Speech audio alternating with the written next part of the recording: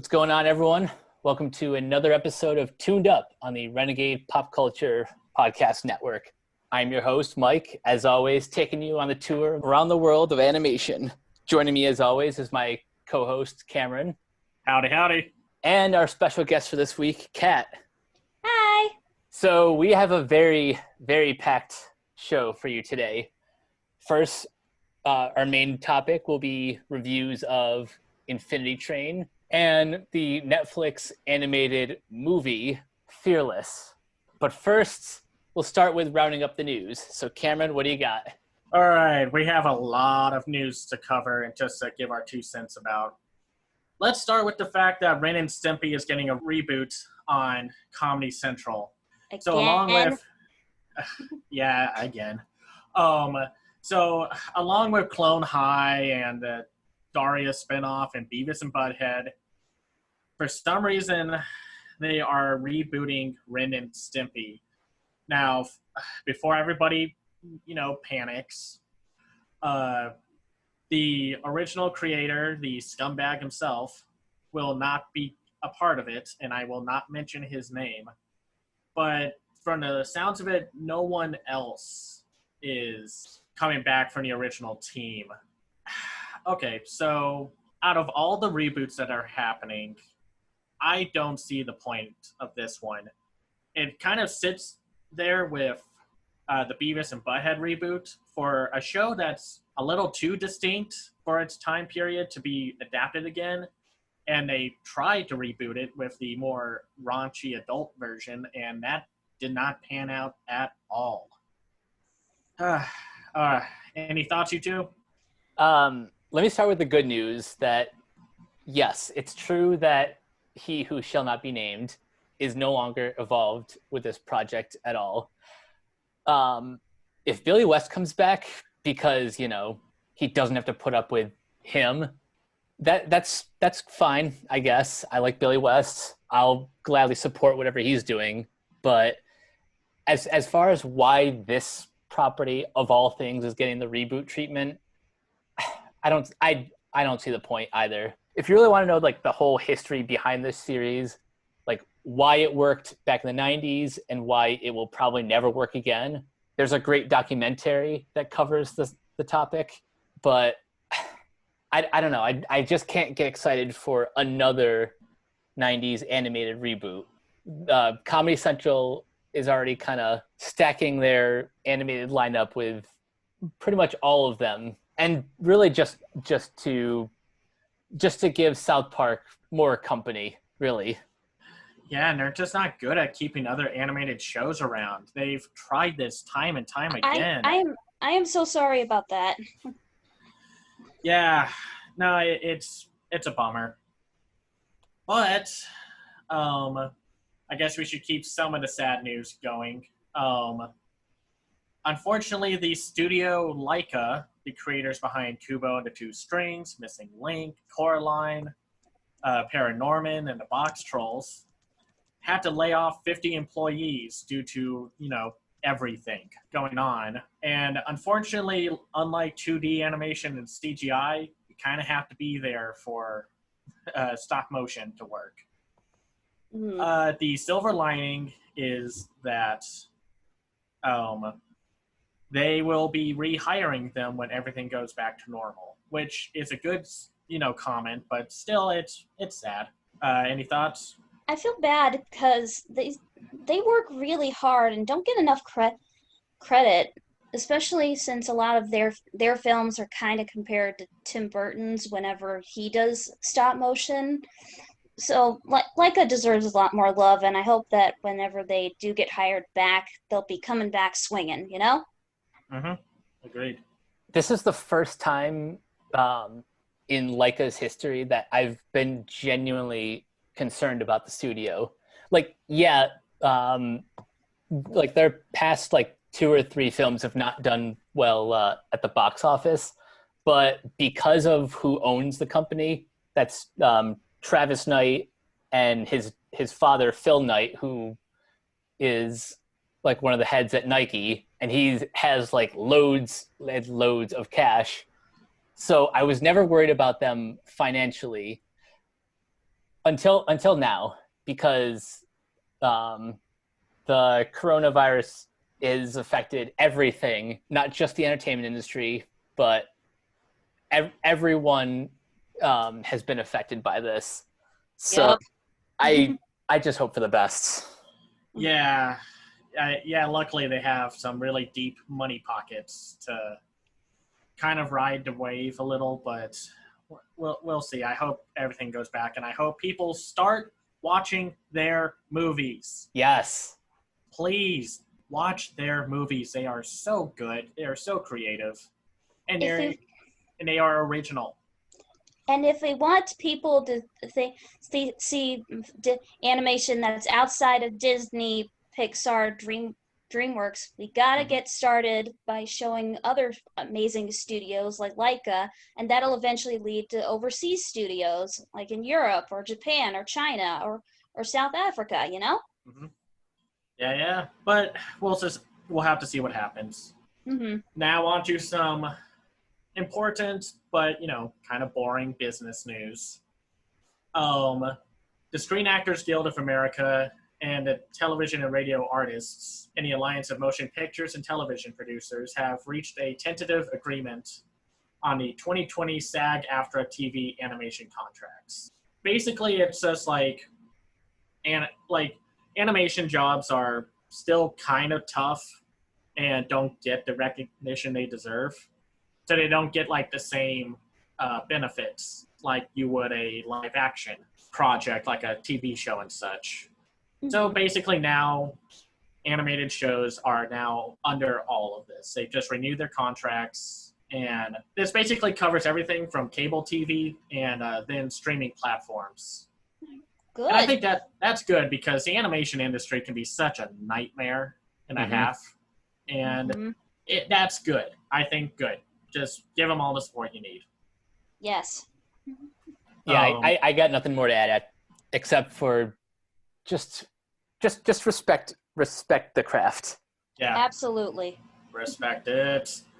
All right, so AMC, the channel that thinks The Walking Dead is going to be popular enough to have 5 spin-off shows. Wait, it's still going? Yeah, but both spin-off series, and they're going to make more. They're going to jump into animation. They have their first animation drama called Pantheon.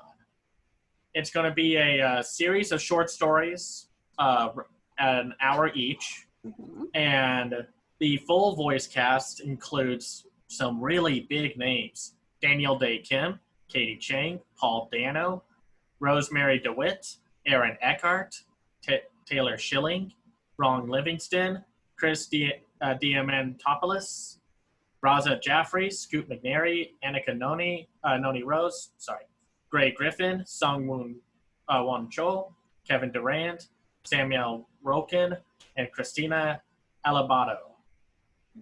I think this is pretty important news because AMC has pretty much stayed away from animation, and they're like one of the last major channels to have animation like in the pipeline.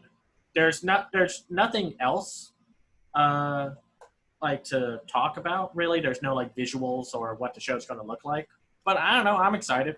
Thoughts? Yeah, look, seeing some of those names in there, it really gets me excited.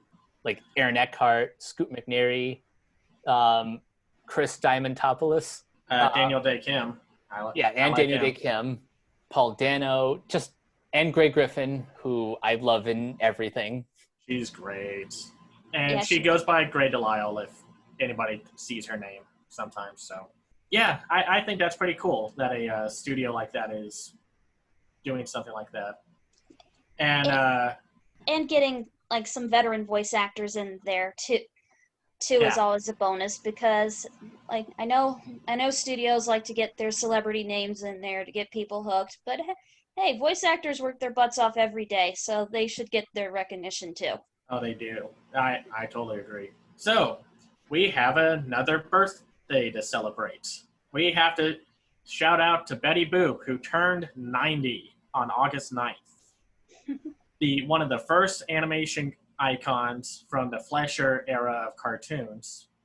It's been around for 90 years, and that is amazing to me. I'm not shocked she's that old of a character, but it's amazing to see her evolution and just her popularity throughout the years. Thoughts? I don't know if any of you guys follow the YouTube channel Dave Lee Down Under, but he has a series called Cartoon Evolution, and one of his more recent videos was about Betty Boop, and wow, the evolution of this character is kind of fascinating. She starts off as like this kind of humanoid dog character. Oh yeah, that first design is weird. That was creepy. Yeah. And then like over time, kind of slowly transforms into the version we all know today. Mm-hmm. But her whole history is kind of fascinating in terms of, you know, where animation was at that time and where the character kind of disappeared to until recently. Yeah. And well, it says something that the adult animated comedy series Drawn Together's one of its lead characters, voiced by Tara Strong, was a Betty Boop parody. Of course. Like, you don't get to be a parody unless you've made some kind of impact on the world of animation. But I think that's very cool. I like it. Happy birthday, Betty Boop. So, one of the countries of animation that we don't really talk about is South Africa. Well, Africa in general. We just don't hear a whole lot about it. Well, South Africa's first woman-led animation studio has announced a project called Sola. It's from a studio in Johannesburg called Yezi. And, you know, I think that's pretty cool. Like another country starting to put its feet into the world of animation. It can really show a lot of the new talent that might not be tapped into yet. Yeah, that's the thing. I know a lot of people want to copy that Disney like money making style, but the best films from overseas, like they add their own spin, they add their own culture and identity. Like, don't just copy what the big boys are doing or the big players are doing. Like, find your own spirit, and I hope that's what we get with this new project. And you know, we could always use more women-led animation projects because those are unfortunately kind of rare. And unless you get something like Steven Universe, you know, they just don't get the time of day. Is South Africa really known for its animation? Because that's the news that kind of stands out to me more so than at the female-led studio. Africa has a few animation projects, like that Jungle Beat movie from Annecy. That's from Cape Town, and they're not really known, but a few like game projects and animated shorts have popped up from Africa time, but not really features, or at least from what I've seen, animated features has not been a major vocal point. So hopefully this puts South Africa more on the map, and like Kat said, inspires more new voices to kind of show off their talent. Yeah. Right on. So for our last bit of, well, we have two stories about the more U.S. side of things. Guess what? Batman's getting another animated movie. It's shocker. Not like, yeah, shocker of shocks. But, in other words, the sky is blue. Yep, pretty much. But this one is a original project called Soul of the Dragon. And it's not based off of any comic book line. It's not based off of like a famous one like Dark Knight Returns and The Killing Joke and whatnot. It has the Bruce Wayne facing a deadly menace from his past with the help of three former classmates. World-renowned martial artist Richard Dragon, Ben Turner, and Lady Shiva. The voice cast includes David Giuntoli as Batman, Mark Dacascos as Richard Dragon, Kelly Hu as Lady Shiva, and Michael J. White, Spawn himself, if I remember correctly, as Ben Turner, aka Bronze Tiger. And there's also includes James Hong, who really should get a star on the Walk of Fame and such. If this is the James Hong I'm thinking about, and Josh Keaton also joins the cast, and Bruce Timm will be executive producing, and returning DC director, who I think is the only one they use for the most part, Sam Liu will be directing it, with Jeremy Adams penning the script. Oh. I don't know, and it's due out for next year. I'm down. I'd like to see kind of a cool 70s martial arts thing with Batman and these characters and such. You know, sounds cool to me. I like their original stuff more than their adaptations, to be honest. Honestly, same. The one casting news that gets me really excited is Michael J. White coming back to play Bronze Tiger. For those who don't know, Michael J. White played the character on Arrow for a couple seasons. So him coming back to voice the character in this like 70s martial arts inspired film just kind of makes me so happy. Yeah. Well, first of all, who doesn't want to watch Kung Fu animation and such? Kung Fu and Batman. Yeah. And it's all animated. You can take so much advantage of the medium and such. So, Kat, any thoughts? I'm just excited to hear that James Hong is doing more voice work, because whenever he pops up in anything, like in the original Mulan or that one episode of Regular Show where they were totally doing an homage to Big Trouble in Little China, like that was great. That's fantastic, and I think as like fans of those like 70s kung fu movies will definitely be interested in this. And Batman fans will, of course, probably gravitate towards it. So I think it'll grow even more of an audience. Yeah. Wasn't James Hong Poe's father in Kung Fu Panda? Oh yeah, that was him too. Okay, so yeah, he needs to get a star on the Hollywood Street of Fame or whatever it's called. Just yes, put it on there. He's great. So, in a bit of lost media coming back to life, Blazing Samurai, the animated Blazing Saddles but with samurai film that we thought was all lost to time, is back. It has gotten financial support, and well, now it's going to get made. This is weird. Out of all the stuff to come back to life, this one. Thoughts? You kind of hit the nail on the head with your reaction. Like of all the movies, this one. Yeah, I was confused when I first saw it back when it still came out with that cat butt in the as the main focus, and I thought, oh, that looks stupid. And then it went away for a while, and I didn't think anything of it. But then it came back recently. It's like, what? Yeah. It's weird. So it has a $46 million budget. It's going to be a CG film, and it's going to be made by Cinesites, the same studio that worked on the Addams Family. And it's definitely interesting because I guess there's some like something to this project that was like, okay, let's make it happen. I guess to me the pettiest reason I wanted to come out is because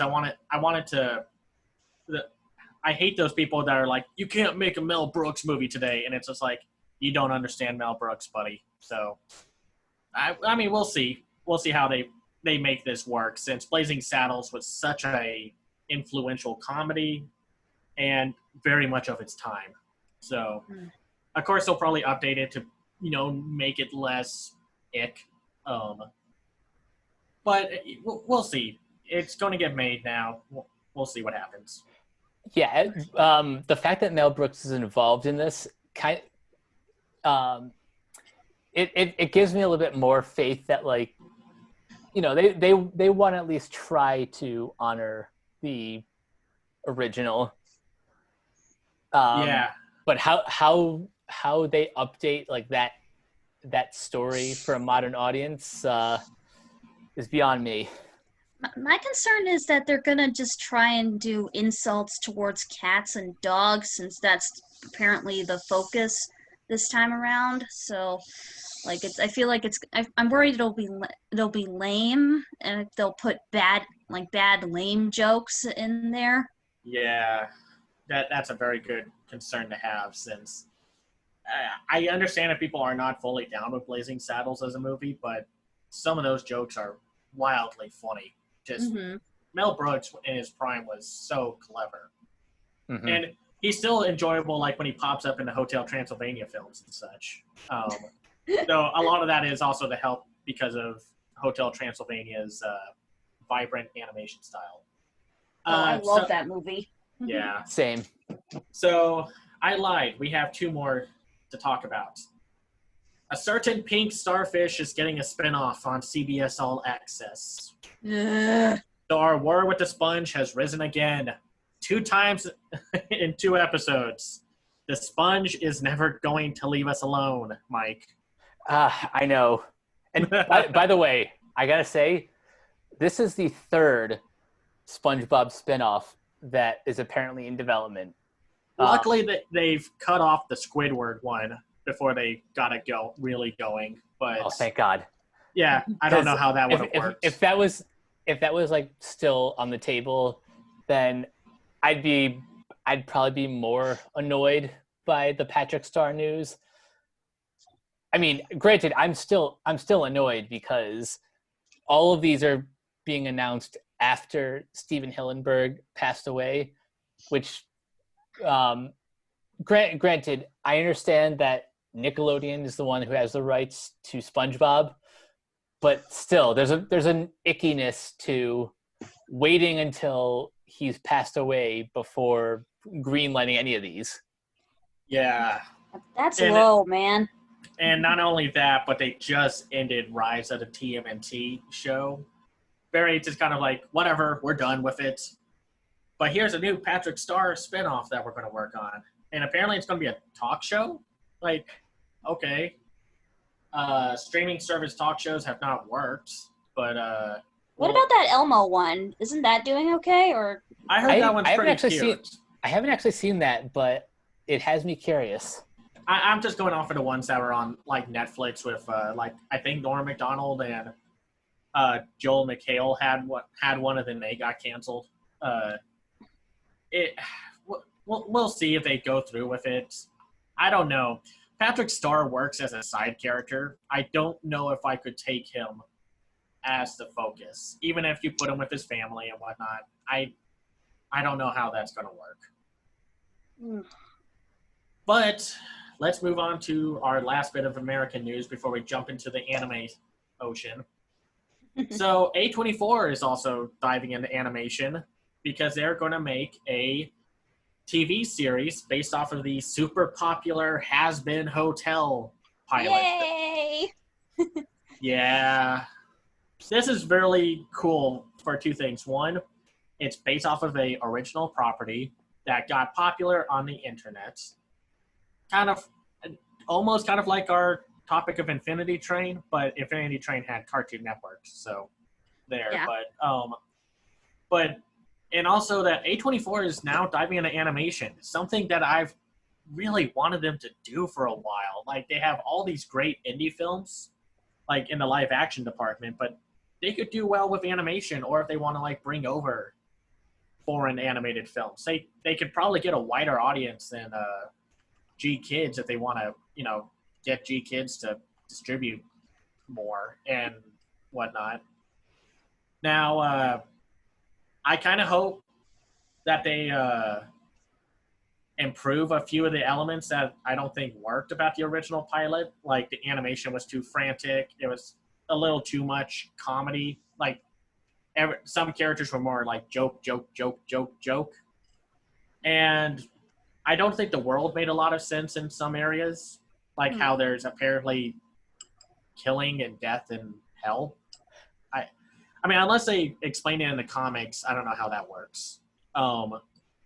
But in general, I hope this goes well because I think this would be kind of cool. And I know some people are going to be like, "Oh, great! They're going to censor everything that was great about Hazbin Hotel," but I don't think they will. This is A24. They're probably going to let Vizzy Pop keep a lot of what made Hazbin Hotel popular.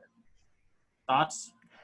I actually just watched the pilot, like before we went on air, and I agree with a lot of your criticisms. I think like aesthetically, the character designs look they look very stylized.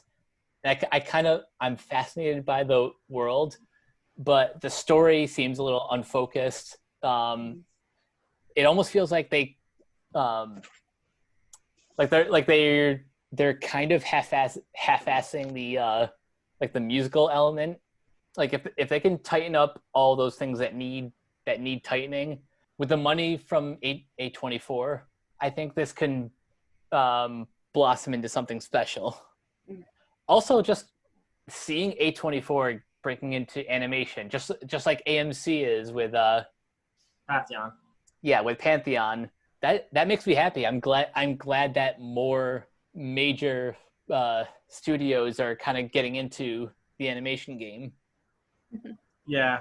Now, Kat, you're obviously a huge fan of Hazbin Hotel and the Hell of a Boss pilot. Also, you got any thoughts? Oh, I was very excited to hear that they were going to be getting a spin-off on TV. So it'll be fascinating to see what they can do with a bigger budget and maybe a more set time scale. Because I know that internet projects can take a long time, especially with something as intricate as has been Hotel. It's I'm just really excited to see where they can go because while I do agree that there are some things that might need a little bit more polish, I do give it some leniency because this was a pilot, and I think that that with this studio behind them, there's a lot that they can do now that they're probably going to be given more time to explore these elements. And from what you were saying before about how there's no killing and how there's killing in hell, and how that's a bit confusing, I think they explained that a bit with how weapons from heaven can kill a demon, because well, like heavenly and blessed objects yeah. And can destroy a demon for good.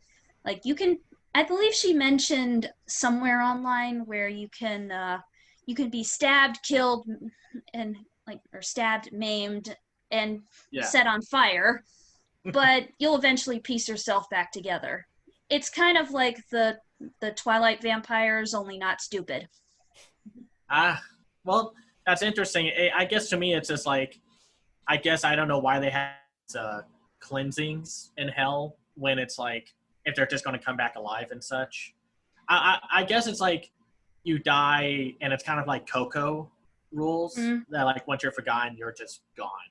Yeah, like, I think that was an influence for her, I believe.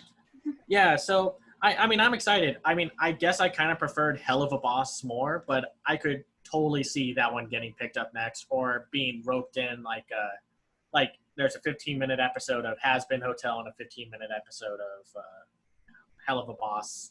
I would really like that. If they did like a split series like that. Yeah. Yeah, kind of like Grim and Evil.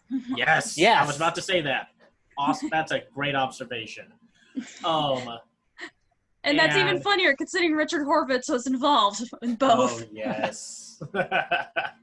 Oh, man. I got to watch Hell of a Boss again. I love that short. Me too. So, we got a lot of anime news to talk about. Let's start with the sad. Studio Arms, the famous studio behind Mezzo Forte, Queen's Blade, a lot of hentai. Be careful what you look up if you don't know what hentai is. It has unfortunately closed its doors. and I hope the people working at the studio find other work, but I'm not entirely shocked by this. To me, I guess animation studios need to cast a wide net, or at least as wide of a net as possible. Studio Arms seems to kind of like picked a niche, and then when that niche stopped selling, that put them in trouble. Kind of a shame. Yeah, it just kind of sucks when any animation studio goes under. But in terms of Arms, um, their bread and butter is so niche that I can't be too surprised. But that doesn't make the news any less sad. Yeah, no, it's sad, but you could see it coming a mile away. Exactly. And Go ahead. sorry. No, go ahead. Okay, but a lot of the studios that are out there that kind of carry that niche, that of being both a company that produces hentai and other animes that do have big busty women in them. Yeah, the It's fan just, service stuff. Yeah, the fan service. It's gonna be kind of hard to compete unless you have something that can either really shock people into being like, I have to see this. This is crazy, or being genuinely good. Skin can only get you so far in the game. No kidding. So hope they find work. We'll see what happens. So the popular, like super popular Dragon Quest series has a new anime coming out called The Adventures of Dai. And it's set for later this year. And from the looks of it, I think Akira Toriyama's designing the characters, but I'm not entirely sure. His style has kind of changed so much from his days at Dragon Ball. And the visual for this looks nice, but I don't know. It doesn't fully look like Akira Toriyama to me, and that's kind of the appeal of Dragon Quest.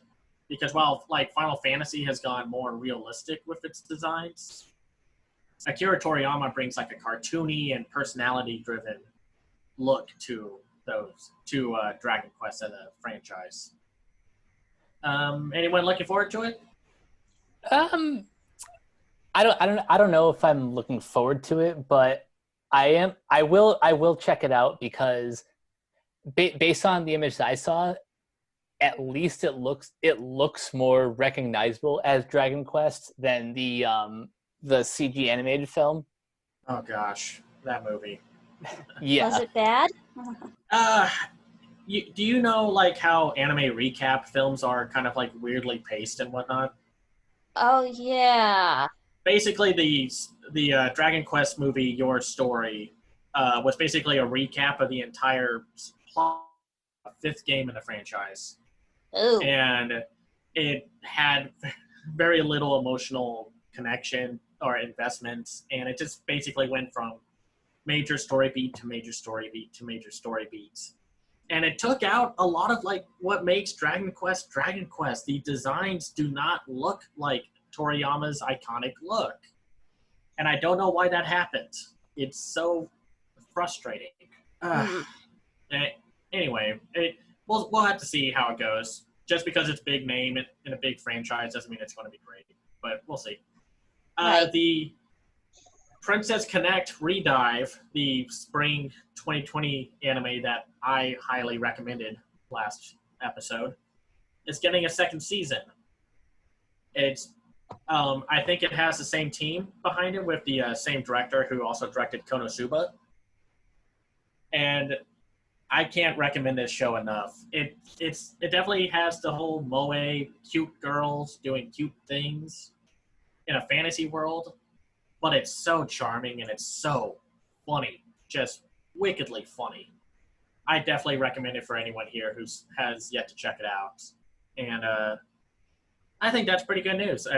It's a good sign that this show was popular, and I didn't know if it was going to be, since it was based off of a game that I don't think is available anymore. But we'll have to see. I think that's pretty good news. Yeah, as someone who hasn't seen the first season yet, watching that trailer for season 2 is made me want to go and watch it like as soon as I can. It's available through Crunchyroll, people, and if you are tight for cash, and since Kiss Anime just got shut down, we will not be talking about that. You can watch Crunchyroll and High Dive through VRV. So I definitely would recommend that. You just pay for one service, and then you get 2 streaming services for the price of one. So in the fighting game area, King of Fighters, the SNK fighting franchise, is getting a Chinese animated film for 2022. I think that's interesting. I'm not entirely sure why a Chinese studio is making it. I'm guessing the franchise is super popular there, kind of like how they did a live-action City Hunter film in Hong Kong. I guess to me this is I find this newsworthy because it's like King of Fighters does not get brought up a whole lot. But the trailer looked interesting. Wait, it's not coming out till 2022 and they already have a trailer? I'm guessing it's like a teaser trailer, and it's like the that Neza Reborn trailer that was released, kind of like a tech demo. Like a proof of concept. Maybe a proof of concept, but I'm not entirely sure. It's not really clear about why it's going to take that long and why there's a trailer already set. Or maybe it's just early stuff. I'm not sure. For something that looks early, it looked fantastic. Yeah. Agreed. Chinese animation is getting way better now than it was in the early 2000s. You just have to look at like Neza and Whitesnake from last year. It's going to be great. So, Bones, the same studio that animated Cowboy Bebop the movie and My Hero Academia, released a trailer for their film Josie, the Tiger, and the Fish, which will be getting a Christmas release date, which was originally supposed to be in the summer, but, COVID. And let's see here, just quickly. The film is being directed by... Jesus, article is just going through all the cast members. Okay, Kotaro Tamura, and Nao Imoto, who designed the characters for Oh Maidens in Your Savage Season from last year, is designing the characters. It's about a college kid, male, befriending a young girl who has rarely gone out of the house by herself due to being unable to walk. Aww. Yeah. I think this is kind of interesting for one thing. Well, first off, the trailer looked great. 2, you don't see that many disabled characters in anime films in general. So it's kind of interesting to see a one that's in a wheelchair. Thoughts? It looks cute. I'm one thing I'm loving about this show is that it's opening myself up to more anime. Yeah. So I'm very excited to check this out when it releases on Christmas. Yeah, well, hopefully G Kids or 11 Arts will bring it over, because we need more anime films. There are already a few that I hope get brought over, or maybe like Sentai Filmworks brings it over, or Crunchyroll, hopefully. But we'll see what happens. Or Netflix. I'd be happy. Honestly, I'd be happy with whoever. Just start bringing these films over. People want to see them. Yes. So one of the more surprising anime features to have a trailer, and that's coming out, Polpele of Chimney Town, a CGI feature by Studio 4Cs, who did MFKZ, some of the Animatrix shorts, and really a lot of animation projects, like Tenkaken, and like I said, they have a big filmography, and I think anime, but I think mostly filmography. Released a trailer recently with a December release date for a road show, and then a wider all around the world release in January. And of course, depending on what happens, we'll see. Mm-hmm. Thoughts? I've always been kind of wary of CGI in anime, but this looks fantastic, and I love the stylization because it isn't just your typical anime look. It's really something of its own, you know? Yeah. Mike, any thoughts? Um, yeah, I agree. For a CG anime film, it definitely has a very distinct style that I don't think I've seen in even a lot of like Western films. Yeah, So yeah, it's definitely something I'm looking forward to. yeah, it has a very Western aesthetic to it, and yeah, I think the stylized CGI helps. Japan is getting slightly better with CGI, and like you have Orange Studio that did Beastars for Netflix, which looks great. You can hardly tell it's CGI at points. And they've had some impressive tech demos for or that were films, but they were basically tech demos. Um, and I think this one looks pretty good. I like the visual style, and I love the whole steampunk look of the world. Hmm. So hopefully, again, one of you companies better bring this over. Please? Please, we want it. Yes. Um, so our pal Ruben talked about this next movie that's coming out. I forgot when. Oh, it's opening in 2021. Called Child of Kamiyari Month. This was shown at the Annecy Festival, and I think it looks pretty good. I'm kind of curious to see this fantasy world, like I guess Alice in Wonderland kind of premise. Hmm. Yeah, any thoughts? I know it was just like a small trailer and such. Yeah, for only like 30 seconds, it certainly caught my attention. Yeah, and it's a crowdfunded film, so That's even more fascinating. yeah, it's very impressive. This isn't the first time there was crowdfunding. Masaki Yuasa, who did Ride Your Wave, Mind Games, Lou Over the Wall, Devilman Crybaby, and Japan Sinks, crowdfunded an animated short, and the team of Studio Trigger, uh, their Little Witch Academia short films were, well, the first one was kickstarted. And yeah, I'm happy to see animation and kickstarting and crowdfunding work, because sometimes ideas fall through, and it's a shame because, give everyone a chance. Any closing thoughts before we move on? I think what I find impressive about a lot of these anime trailers is that they don't give away everything.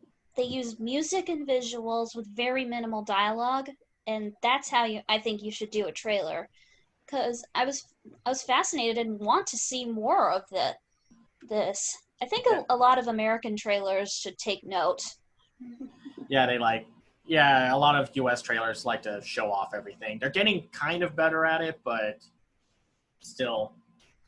For some quick anime news, Kyoto Animation, who are just now starting to pick up in production after the whole arson incident from last year, are making a new season for Miss Kobayashi's Dragon Maid, and this was a very popular anime that I think you can watch on Funimation now still.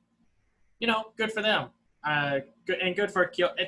This is just for I'm rooting for Kyoto Animation because that arson incident just sucked. There's no other way to put it. I felt so bad for everyone there, and I feel bad for everyone who lost their lives during that incident because of some punk. Just Yeah. Yeah, that news broke my heart when I heard it. So to see them kind of making a triumphant return, that's good news. yeah. Yes, especially with something as wholesome as Miss Kobayashi's Dragon Maid. It's nice to see them coming back with something not nice, even after they went through such a hard time. Yeah. Now, some more upbeat news. Mappa, the studio behind The God of High School and Zombieland Saga and Yuri on Ice, has a new original project coming out. The Seiyu to Yo Asobi, a gymnastics anime that's being made by the same teams who made Yuri on Ice and Zombieland Saga. I'm pretty excited. It's coming out in October. Ooh. Yeah, I think that's a pretty good team, and I haven't seen both, but I hear they're great.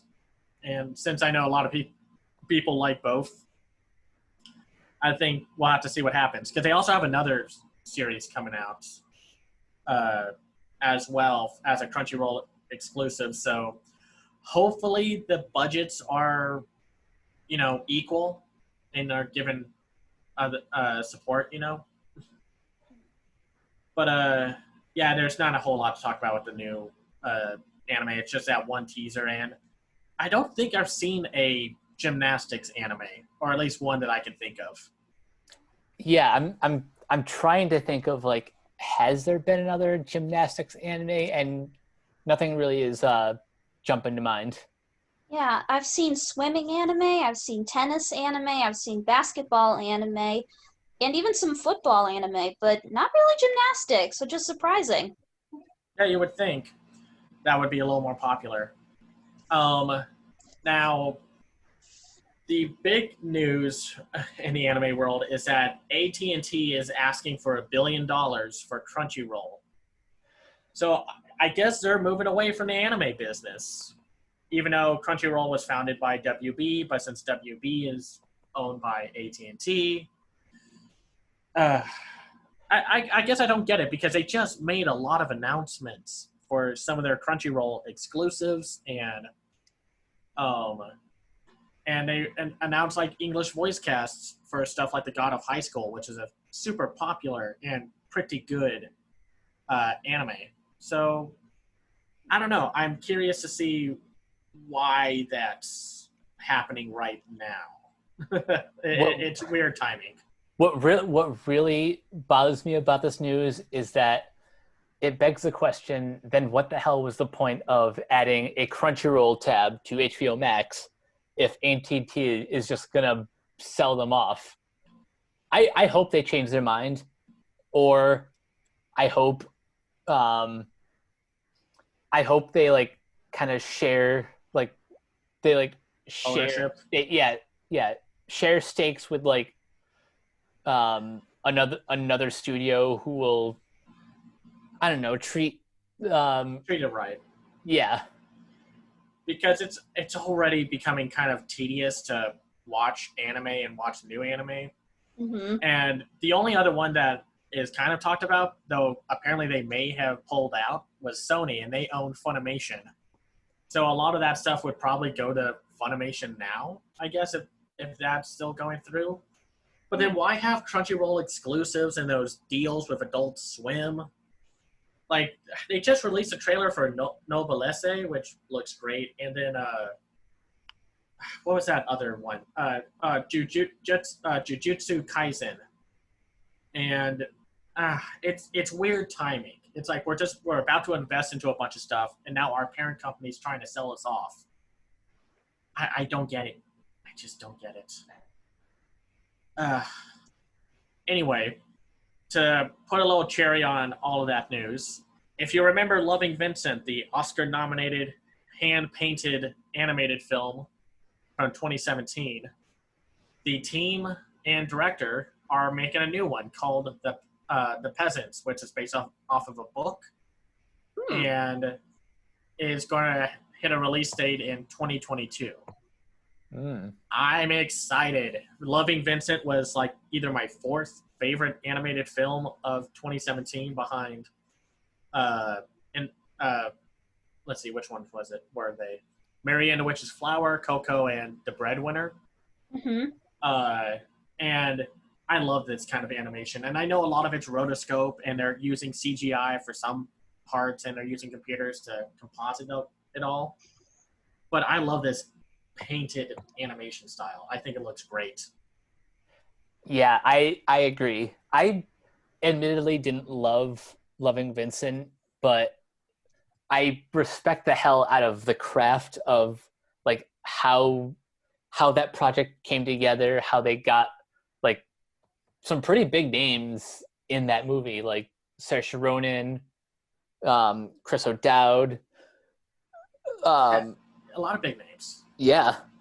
It was very cool to see some of those actors, and I'm just happy about this. Yeah, this trailer looks amazing. And I know it says concept trailer, but it's probably going to look like this when it's finished. It's one of those things where the concept trailer is probably going to be the final product. Mhm. So, with all of that, we are done with news, and I'm sure. And not so fast. We have 2 items that we left off the rundown. You start us off then. Okay, so for starters, we have a release date for Hulu's Animaniacs reboot. Yay! It premieres in November 2020. We have all the original cast returning: Rob Paulsen, Jess Harnell, Tress McNeely, Maurice LaMarche coming back as the Warner Brothers and the Warner sister, and Pinky and the Brain. Are the pigeons coming back? Because those were the Good Feathers or whatever they were called. I love those guys. Oh yeah, good feathers. That remains to be seen, but I'm pretty sure we're going to see them again. They better bring that back because a lot of those characters are awesome. But yeah, it's coming back in November. I'm going to guess that we're going to see like a trailer either next month or around October.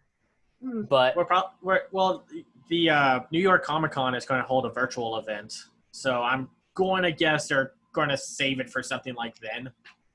Good thinking. All I can say right now is that out of all the 90s reboots we've talked about on this podcast already, this is the one that I'm the most excited for.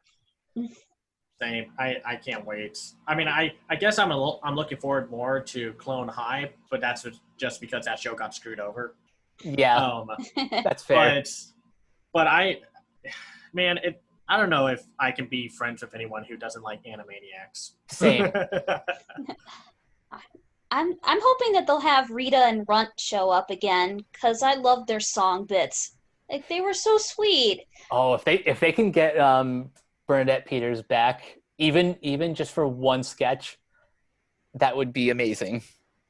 Yes. And, what about then? There were those French hippos and what was the little kid and the dog's name? Mindy and Buttons. Yeah. I mean, if they want to try some new stuff, I'll be fine with that. And if they want to pull a DuckTales, which we're about to talk about in a second, and pull in like Freakazoid and Tiny Toons and whatnot, if they can, I'd be down for that. They kind of all interconnect anyway. Pretty much, yeah. Definitely. That's kind of my hope that like, by the way, all those shows are already available to watch on Hulu. So, Good. So yeah, if you want to just go back and revisit all those Steven Spielberg classics, they're right there at your fingertips. Do they even have Hysteria in Transylvania? I don't know about that. That's some deep cuts right there. Yeah. Yeah, I just know that those were the last few that Steven Spielberg made. I don't think Spielberg was involved in Hysteria. I think that was just Tom Ruegger. But Transylvania, yeah, that's the last one that I know he was involved with. Okay. Well, either way, that's awesome news. And yes. Now, speaking of DuckTales. Yeah, speaking of DuckTales, we have some news for a couple of Disney animated shows that are coming back. Big Hero 6 will be coming back for season 3 in September. Yay. All right, cool. And for DuckTales news, both these shows come back September 21st, but in October, we have a 1-hour Darkwing Duck special. Yes. Like ever since they even teased like Darkwing Duck existing in this universe as like a TV show. Fans have been begging for like a full-on revival of the character. So to see him getting like an hour special, which I'm pretty sure this is going to be where they introduce Goslin. Oh yeah, definitely. Well, Yeah. she's like outside of some of the villains that have yet to appear. I think she's the only other character. What was the name of the boy character that would sometimes hang out with? Honker, I think. I think so. But I think that she's the only major character that we've yet to see from Darkwing Duck. Yep. We've seen, I think we've seen like her character design on like the Poster. season 3 poster. Yeah. Mhm. But we haven't seen her in action yet. And if this is where we meet her for the first time, then I am so pumped. That's exciting. Though I guess for me, I'm curious to see how they introduce the Tailspin characters back into the show. But they've done such a good job with that show. I love DuckTales. Same. And I've loved how they've been able to weave in all these other Disney afternoon shows. And it's not distracting. Yeah. And I'm still going to sing my praises of Jason Mantzoukas as who was the Roosters villain? Steelbeak. Yeah, Steelbeak. Steelbeak. I still love him, and I know Rob Paulson voiced him in the original cartoon, and I love him too.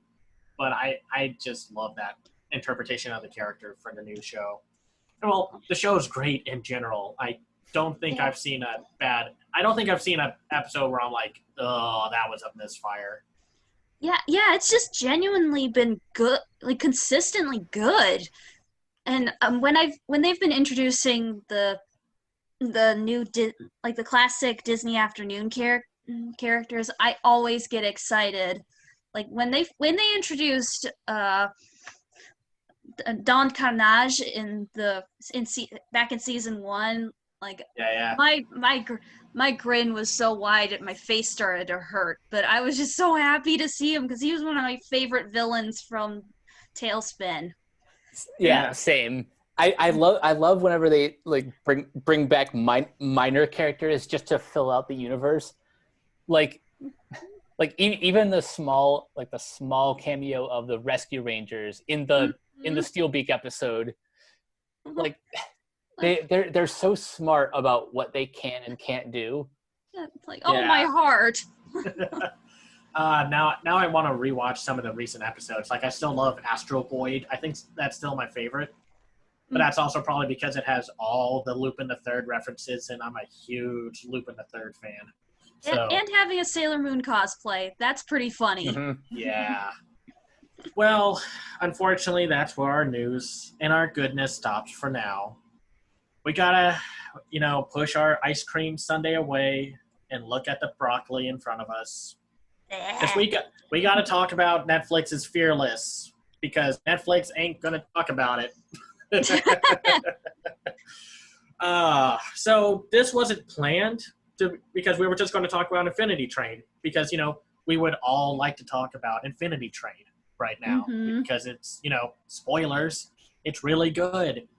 But yeah, this movie kind of dropped on us and I was just like, since Infinity Train is splitting up its last season or supposed last season, but we'll get to that later. Let's just throw this movie on and Mike can tell you, I tried to look up everything I could about Fearless. There was nothing. No interviews, no like, hey, we're making a new movie or something like that. Just nothing. They just dropped it on Netflix and that's it. No, they just released a trailer for it, but not on their main channel. So here's all that I could find. It's directed by Corey Edwards, who directed the first Hoodwink movie. So I like that movie, actually, despite its faults. And it's animated by Joyous of Joys, Vanguard Animation, the budget animation studio that has made plenty of, I guess I can't say popular, but slightly somewhat well known. Like if you're into animations and such, they made Happily Never After, Space Chimps, No Malone, Charming, and their newest film, Fearless. And I get okay. Who wants to start? I'll rip off the Band-Aid. My audience knows how generous I am with ratings. So when I do have to, when I do have to criticize a movie like this for being just so bland, so uninspired, so frustrating. I'm frustrated at this movie because a lot of its ingredients could work if they didn't like half-ass everything. Like I respect the fact that the cast is, I guess, mostly African American. Yeah. The premise is not a terrible one. At least the I guess adventures of Captain Lightspeed. I said in my Letterboxd review that the world inside the video game could have made like a decent Saturday morning cartoon, but Yeah. the whole like portal to the real world is so Played out. so been there, done that, And it doesn't even work as a portal thing. So yeah, like they don't even explain it beyond it's a video wormhole. game. Yeah. And it doesn't work amongst its context of... So, the whole plot, and Mike can tell you this, I tried my very best to explain this plot as clear as possible. It is not easy. A boy is playing this video game called Captain Lightspeed, and apparently it's so hard. He's the first person to do it, and of course, boring vanilla white boy that does it.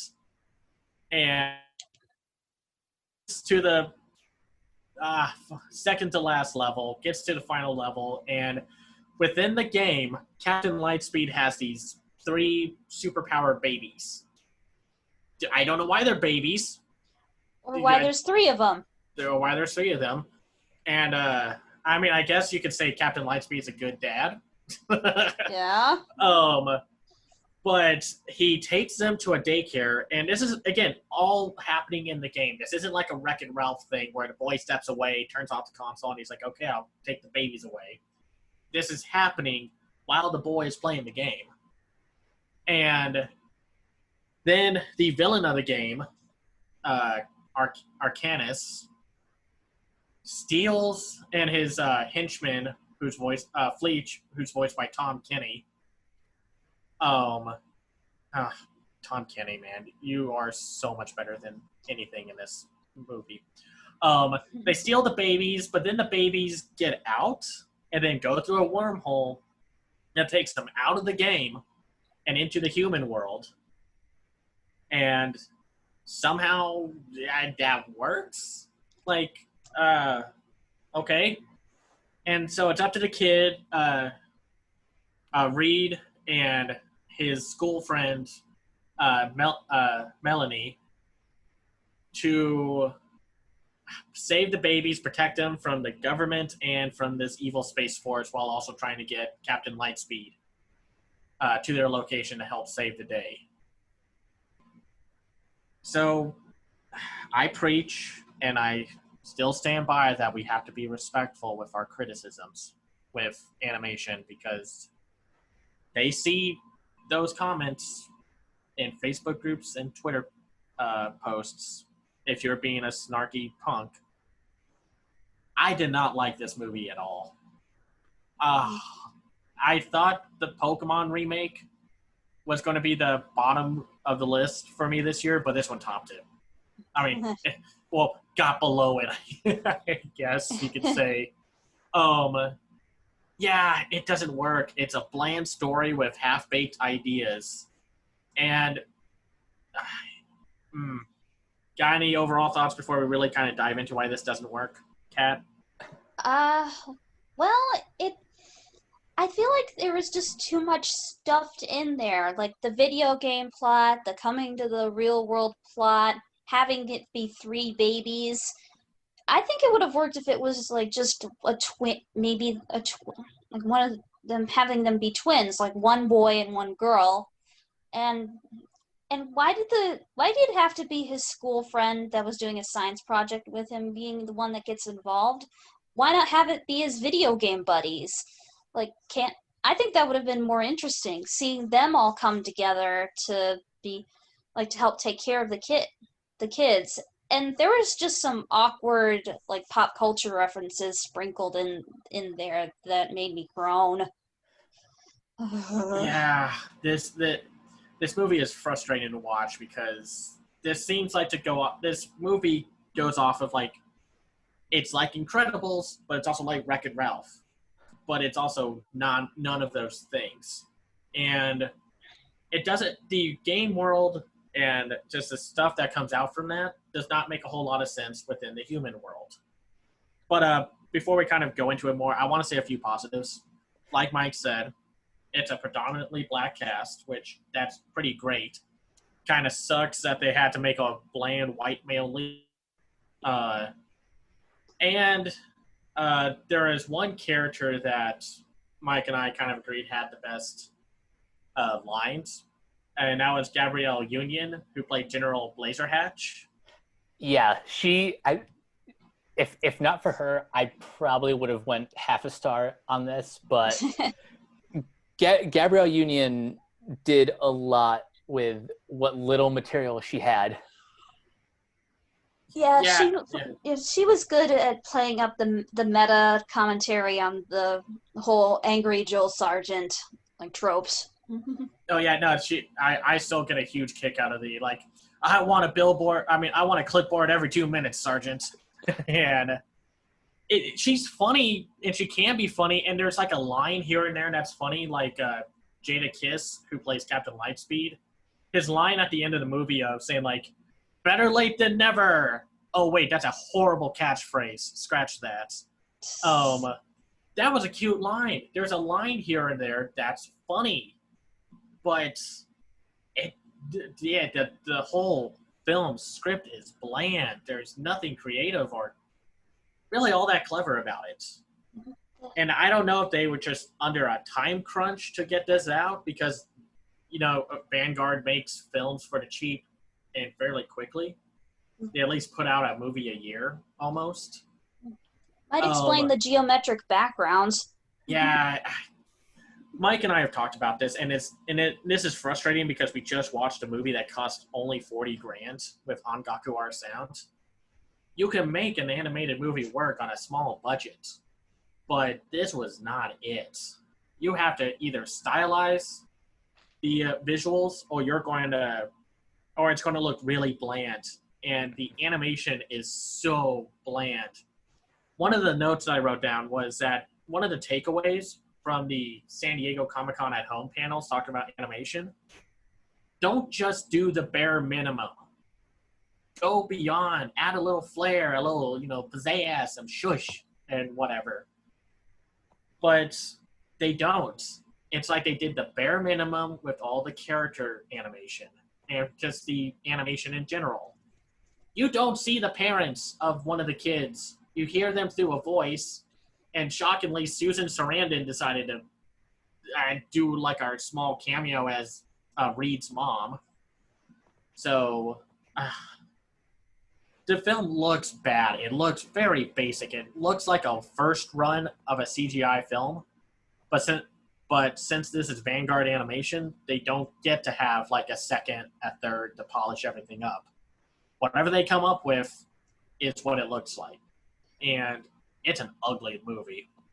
Yeah, but I think that I think they were trying to be stylized, but they were also like trying to be cheap too. Like the main characters look pretty bland, and the backgrounds maybe they were trying to be stylized, but I think they were just trying to be as cheap as possible because Yeah, they cut corners. literally have cones as trees.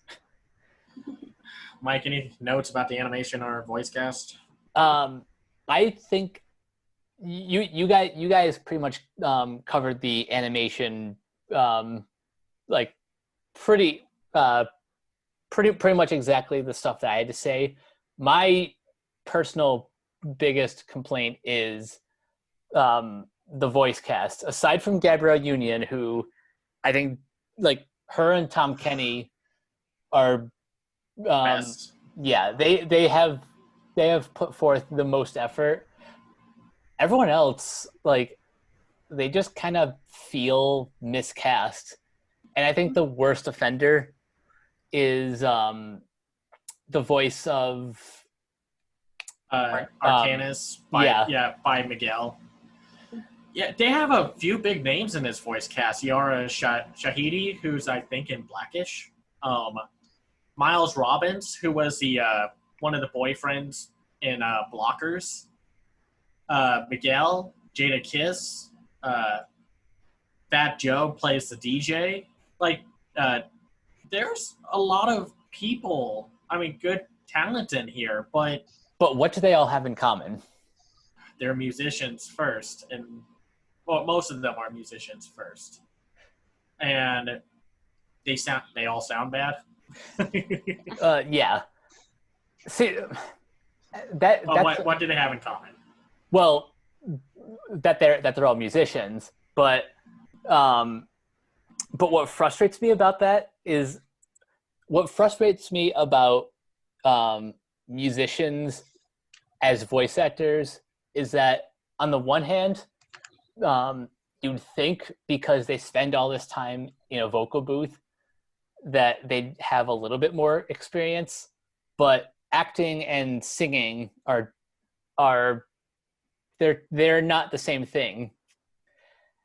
And unlike professional voice actors, like you can tell they're just kind of reading the dialogue and not really creating characters with their voice. It sounds like a bunch of first pass recordings, and exactly. Again, I understand that this film was probably made on the very cheap. I'm going to guess at least 10 million at the highest. Mm. But I just don't. I think there's no excuse for that. You can't excuse the budget for bad acting, and that's what's frustrating because again, there are a few lines, and I'm sure a lot of that money went to getting the Lionel Richie song royalties. Golly. But like there's that one line from Fat Joe where he says like where he's told to play Lionel Richie because the baby's like it. It's like play it like it's depending on like your life depended on it. He's like, okay, wouldn't be the first time. And that's a cute line. Like I'm so frustrated by this movie because there's little elements that could be better, and I can say maybe recommend checking it out if you're super curious and make your own opinion of it. Because otherwise, this movie's harmless. It's not super offensive or terribly... I mean, it's cynical, but it's not like the most cynical thing I've seen. I guess I would rather watch this than any of the films that the Weinstein Company brought over and butchered. Same. Yeah. But otherwise, there are so many Netflix movies and Netflix original animated movies that I would recommend more, like The Willoughbys, Klaus, I Lost My Body, just so many more movies. And there was a reason why, like, Netflix gets that reputation of that they barely act and they rely on word of mouth. Well, they sometimes don't give everything marketing because there's nothing to market about this that's appealing. Yeah. I don't recommend it. But what about you two? If you already have Netflix and you're just curious about what's on their what's in their animation library, go ahead, knock yourself out. I wouldn't want to spend the 91 minutes watching this again, but if you're curious, it's out there. Yes, if That, you wanted to, go see it. I don't want to stop anybody from seeing something if they want to, but I wouldn't want to personally because it just seemed really bland. It just seemed bland. really bland, and maybe if you guys didn't notice this, but did the main kid's gamer avatar kind of look like that Twitch streamer Ninja's avatar? Maybe Yes. that was a Mm-hmm. reference. No, I don't know. I can't understand anything. You know what? I'll say this: if the creators of Fearless hear this podcast, if they want to come on and talk about it, I would love to know, like, respectfully. I'm not saying like let's bring you on so we can talk smack about you in front of your face. No, we're not that kind of people, and you know, and that'd be rude. We'd be punks. But if they hear this and they want to talk about like the production of it all, yeah, I'd be happy to. But yeah, no, I can't really recommend it. But yeah, if the point of reviews is to give a personal perspective of the film you watched, of how you felt, and to not really take into account how anyone else is going to feel. But I understand that there are some issues with saying, don't watch it. It's like not giving the person a chance to be like, well, what if I want to? But yeah, I'd rather just watch Klaus or the Willoughbys again. Same. Yeah. Yeah, sorry, Vanguard Animation and Corey Edwards. We weren't fans. You're not bad people. It's just, yeah. But we can move that aside now. We can bring back the Ice Cream Sundae. Because let's talk about Infinity Train. Woo! Yes. So, context. If people notice, sometimes Cartoon Network likes to upload pilots online. And they've done this recently. They uploaded a few. Kat, do you remember that one with the two dog people with the fantasy, like sugar and, or what was it called? It was I just shared it. It was Pocket and Well, anyway, so they make pilots from time to time. They make them for people to see, and I'm guessing they make them to test the gauge out and whatnot of interest. And Infinity Train got super popular. It's one of those that got very popular, and unfortunately, nothing came about it at first. And I say that at first because the original pilot was released in 2016. But it got so popular that apparently a petition was signed and made to say, like, to tell Cartoon Networks, like, hey, we want this turned into a series. And lo and behold, in August 5th, 2019, they released the series, which is basically a mini-series, that, or at least an anthology mini-series. That's how I kind of approach Infinity Train.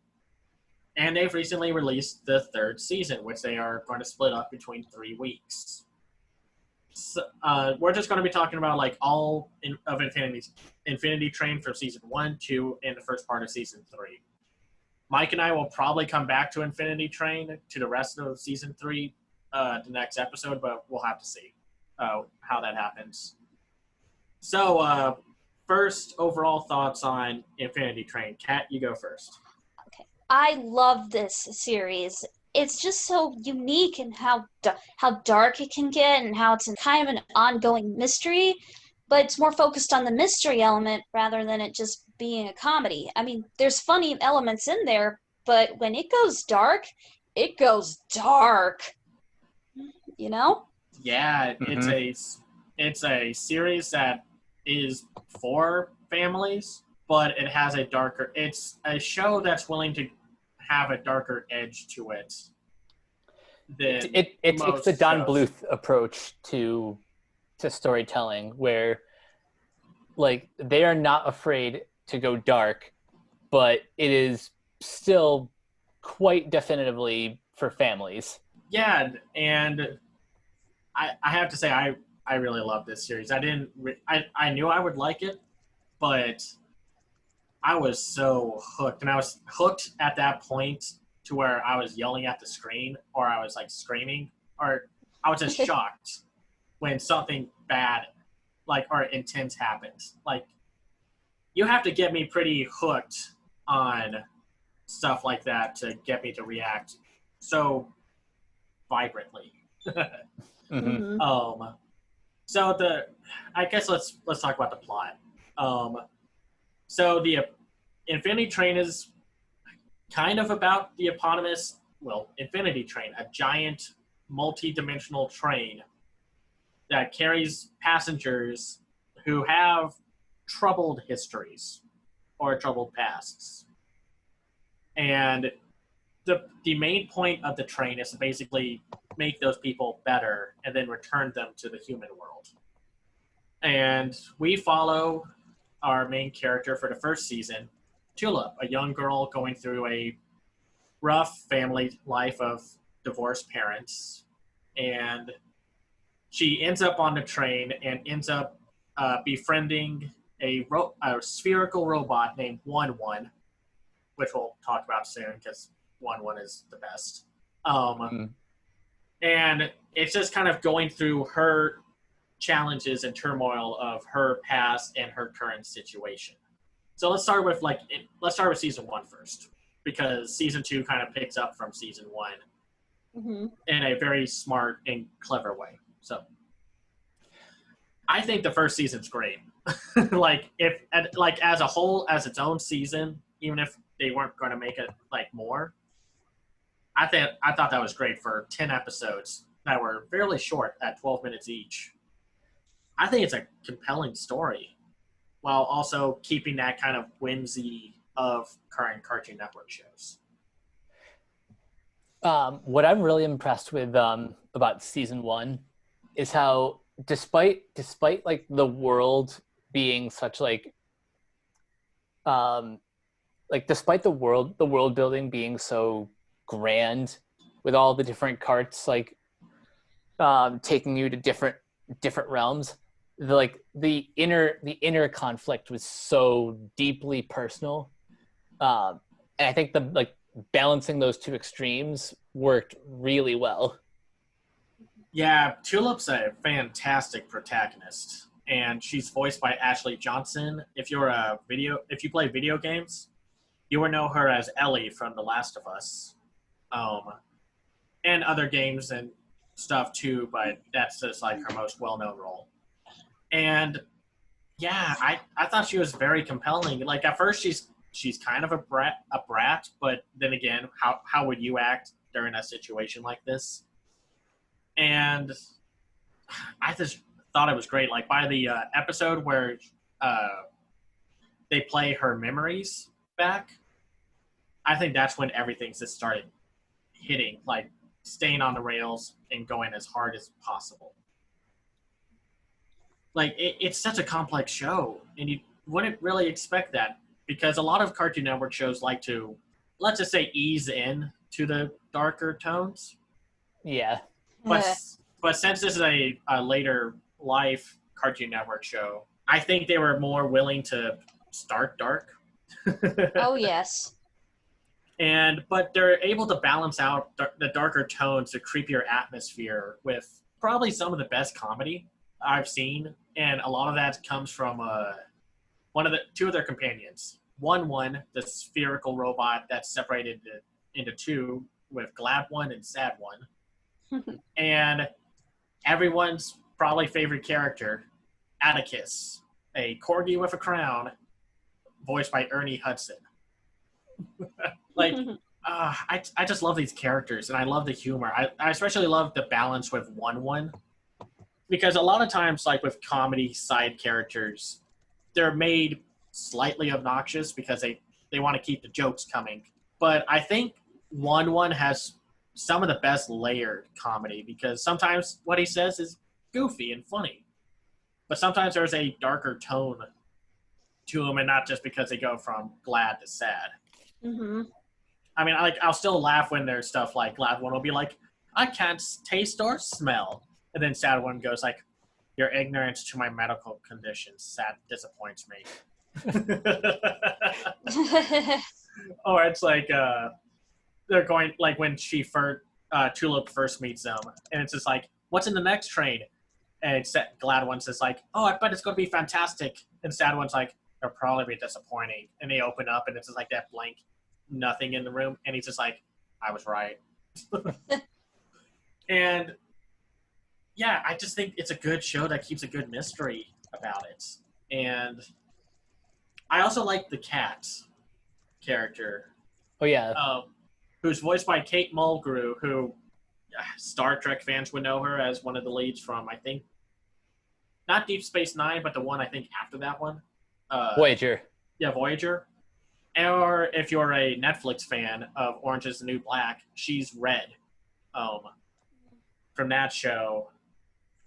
And gosh, I could gush about this, but you guys go ahead. You can. Or like, do you have anything else to talk about, like with season 1?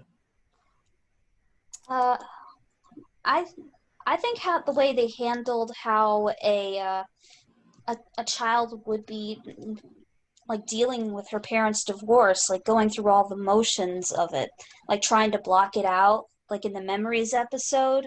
Yeah. With all the happy stuff she wished would happen, like, and going through the anxieties of thinking it's her fault, and seeing how real, like, some of the situations were, like the dad crying on the couch and her comforting him, and the real conversations. This just felt real, and I think that's why it was brilliant. And I'm betting you all wanted to, before we find out more about her, like, you wanted to kill the conductor for destroying poor Atticus and turning him into that nightmare thing. Mm-hmm. Oh yeah, the cockroach with wings. Yeah. Ugh. But it's also smart with how they handle the villain of the first season, and just how I guess spoilers, since we have to talk about all of this. So spoilers ahead. I'm sorry we keep putting spoilers already while we talk. That's, I guess, a running gag. I love the conductor's story arc and how she's trying to remake her past because she can't live without her love, and just how the past hurts. You can't change what happens. You have to keep moving forward, which I think that's brilliant to tell kids, because, like, kids need to know about this stuff. And I know that's always kind of like the hard thing to talk about with kids. Like, how do you talk about divorce and death and moving on and moving forward?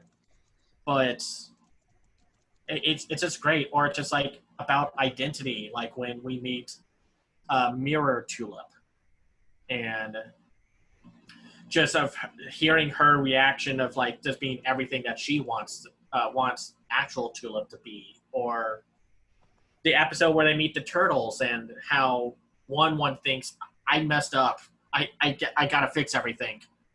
And I felt that personally. I've felt that kind of thing where if I mess up, it's like, oh, I gotta fix everything right now, and it's just like, no, it's okay.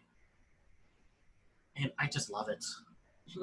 Sorry, I like I said, I love it. Do you guys have anything other notes to say about season 1 before we head into season 2? Just that I'm pretty sure my 2 favorite episodes of this season are the ones involving the memory tapes. The cat's car is where we see Tulip's memories of her parents before they got divorced, and then the day that it happened, and then the past car which is when we learn about Amelia's backstory. Which, man, I it was that episode where I just felt so bad for Amelia. Yeah, it's like she might have been the bad guy, but she wasn't doing this out of like, I want to blow up the world. She was on the Infinity Train because she couldn't forget the past, and that makes for a way more compelling villain or antagonist. Mm-hmm. And as we will talk about the show, it's really good at that. And I know not every show needs to have like nuanced villains. Sometimes a bad person can be just a bad person, but you get better stories when you do this right, where you make the villains and the heroes sympathetic to each other's plights. And I like that the cars themselves, while goofy, like the beach car and the corgi car, Aww. they might be a little goofier, but there's the more mature tones. But I'm still gonna laugh at the fact that the corgi car has they're 400 strong and 399 cute, except for what was the dog's name? Greg. It's like or something like that, and it turns out it's not a corgi, but it's like a super beautiful like golden retriever. And then but it's still just like ugh. That was funny. I love the voice cast for this first season. I love Ernie Hudson.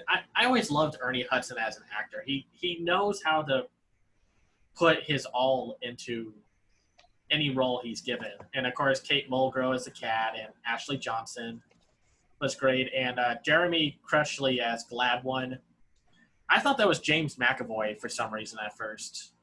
Just having like that, because he brings that Arthur Christmas kind of vibe to Gladwin. But no, it's Jeremy Crutchley. And then the show's creator, Owen Dennis, plays Sad One, and he pops up from time to time. And he also plays like Toad. When they get to the Toad car in the second season, which we'll talk about, where it's like, don't kick the Toad. Yeah. And it's just like, I love the mystery of the whole world that they live in, and then just like the unexpected threats, like when we see in the mirror car. I think the mirror car. They call it the Chrome car. Yeah. Yes, thank you. And we are introduced to Agent Siev and Special Agent Mace, played by some pretty big names with Ben Mendelsohn and Bradley Whitford. Golly, I wonder how they got attached to this, but they do a good job.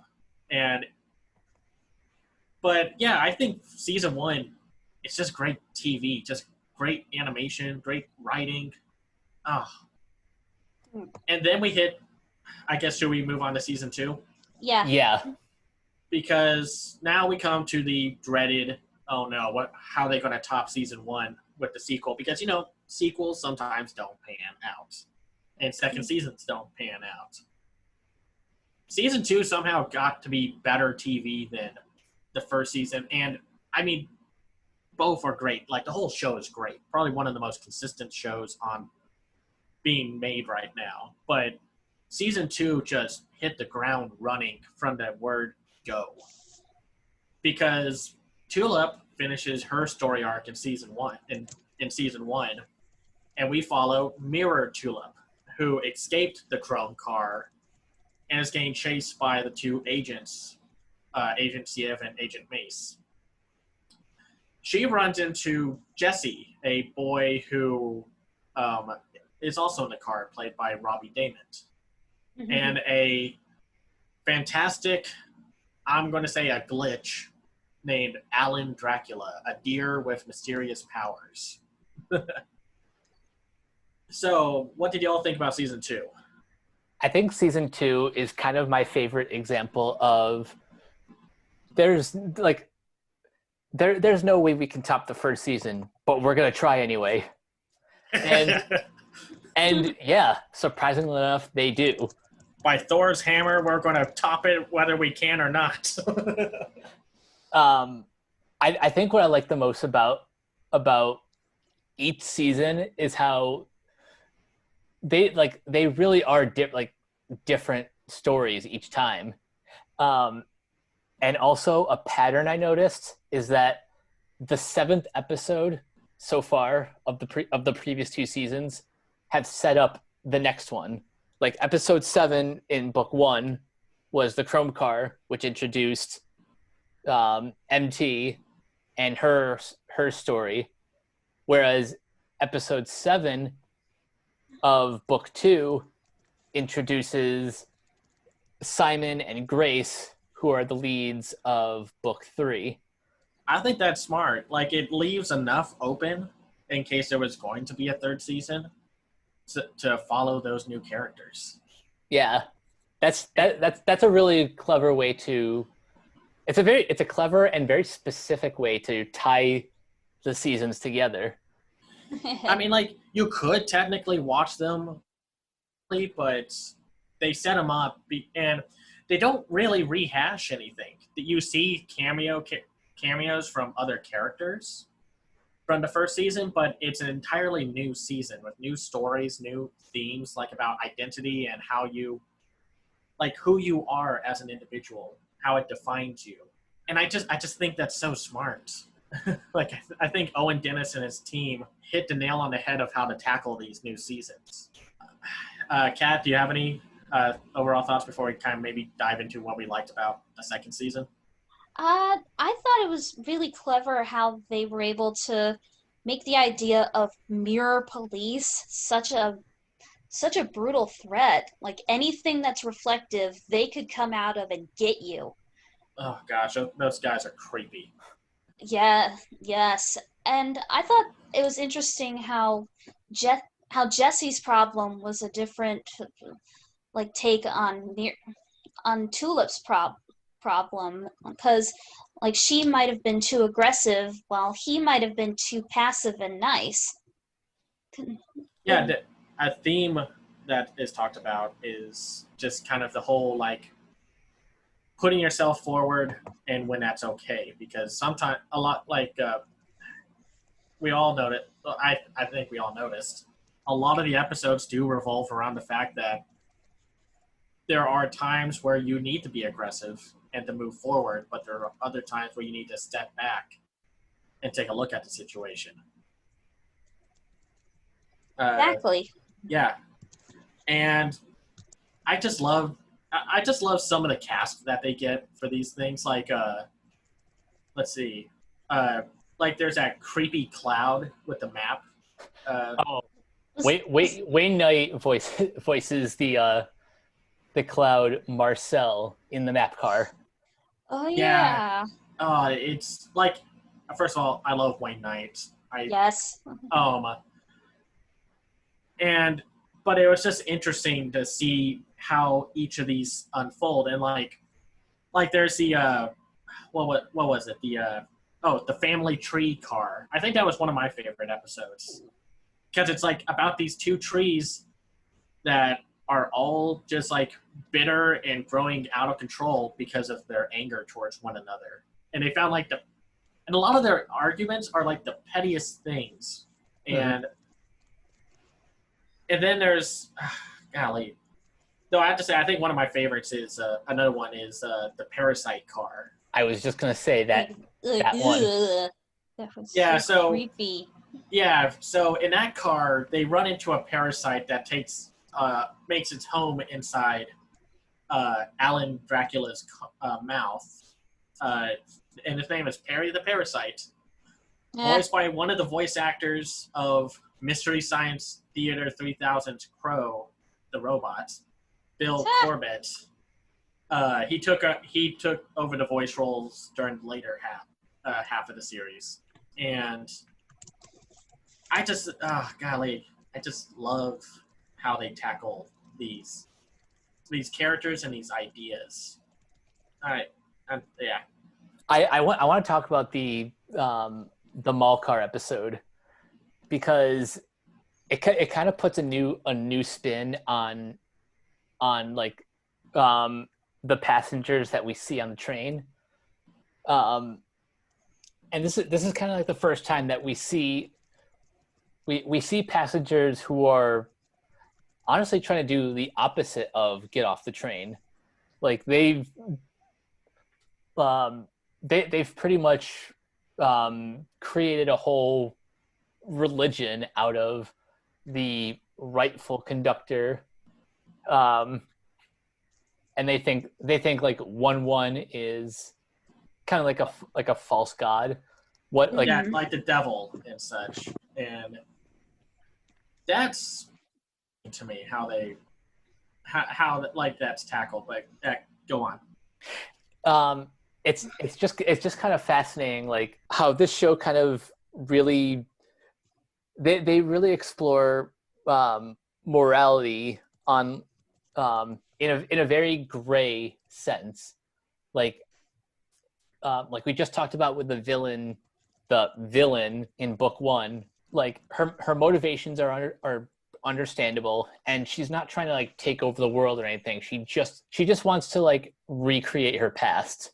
Yeah. Well, and even the Flex in book 2, well, they're merciless, but they're simply upholding the laws of their car. Yeah, it's interesting because they think now that 1-1 took over, they got screwed out. They got screwed out of getting off the car, and this show does such a good job of its like the psychological damage of being in this car and like the mindset of all these characters. Kat, do you have like a favorite episode? Probably one of my favorites was when like Mira Tulip is going to get her, trying to go to the front or where passengers come in to get her number, like where. Yeah, the tape car. Yes, that was I thought that was brilliant because we got some inner workings on how the train works and seeing what a person like would need to do to get like in order to stop their number, like have their number go down. Yeah, down. And eventually she does get her number through kind of a hilarious loophole, like through reflection. That was fun. That was funny. And being able to see a character like her who's just a part of the train be able to escape and live her own life on Earth, I thought that was really touching. And going back to the mall car for a second, I found it like the kids' attitudes of and being able to be chaotic and taking what they want. It's like a twisted version of the Lost Boys from Peter Pan and and that creepy island from Pinocchio, where you could just act like a brat and nobody cares. Yeah, I think that's pretty smart, and all that well, technically to them, all that happens is you just gain more numbers because you're being a punk. And yeah, I think that's I think that's a very cool observation. But I was kind of happy to see 1-1 back at the very end of the season 2. Again, I think the 2010s have made people rethink how they handle comedy side characters because, again, 1-1 is so, I guess, like, what's the word? He's not played up, he's played down. Like, he's not manic or anything, he's just kind of quiet. Kind of like how Olaf is in the Frozen franchise. Mm-hmm. And, yeah, and yes, maybe you could say one nitpicky downside is that the threats are more generic with the two agents chasing after them, but they're still creepy and they still have like you still learn more about them, like how if you die as a reflection you either you can either be reborn as a new reflection or you keep on living with the memories of that person and you become an agent. And yeah, I don't know. It's that thing. It's just like they're proud of who they are. They are as agents, but they're still upholding a law that they don't. I don't think ever think about because they're just like you got to be a reflection. That's all you can ever be. And if you try to escape, we're going to come after you. And what did you guys think of Alan Dracula as a character? I think he was a glitch in the system. Yeah, he's got to be a glitch, but I love silent characters like that. They're just they're fun to have around, and I can tell the animators had fun like with all of his abilities. Mm-hmm. As an old QA tester, I loved how when he fell from trees, he was just like still, Clonk, like clonk, clonk, clonk. yeah, clonk, clonk, clonk, clonk, and that just reminds me. It's like, oh, they haven't programmed a falling animation yet. And what is with Cartoon Networks and weird deer characters? Because you have this, and then you have the one in Adventure Time. The creepy one with the creepy hands. Yes, he takes off the hoofs and like with his hands, and it's like, oh gosh. But like, what would you say Alan represents? Because I feel like he was there to be kind of like a buoy for the for Mirror, Tulip, and what was the boy's name? Jesse. Jesse. Yeah, Jesse. But I mean, what do you guys think about that? Like, I feel like that he was there for a reason. I think he was there to like give them an honest like outlet to talk to, because when Mirror Tulip first sees him, like she just starts talking. She tries to get him to shoo away, but after they start to get to know each other, she opens up to him about what she's been through, and Jesse just instantly befriends him because I think he needed a friend at the time, and he brought them together because they both needed each other, whether it's just friends or possibly more. I like to say that they just stayed friends. Yeah, I think that's the best way to. Hopefully, they just stay friends, because it's a now it's the 2020s. You don't need to have a boy-girl relationship anymore, which is another thing that made Fearless not great. Yeah. Mm-hmm. But yeah, I don't really have any complaints about season 2. Like maybe the villains are a little more straightforward this time instead of the universal nebulous of like the first villain. But I don't know. I love the second season. Yeah, like that's even then, even if like the villains are a little bit more straightforward, they still have motivations that are understandable, at least if you know the world they come from. Yeah. And now I think it's time to move on to season 3. What do you guys say? Yeah. Let's get into it. Okay, yeah, so I have so much I want to talk about. So season 3 is being split up. So we had the first 5 episodes. We follow the what were the humans called? The Simon and Grace. Simon and Grace, the leaders of the Apex. Yeah, the Apex. Who are just kind of going about their day and just doing horrible, unlikable things where they wreck other cars to get stuff for them. And then they get separated.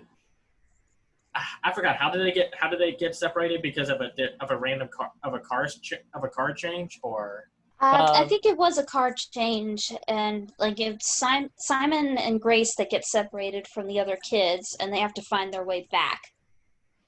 Yeah, and along the way they meet a young girl in what's her name? Hazel, thank you. Hazel and her companion Tuba. Yeah, giant blue gorilla, purplish blue, gorilla with tubas, and they find out that Hazel does not. She has a number, but her number is not glowing. So we're gonna have fun talking about that.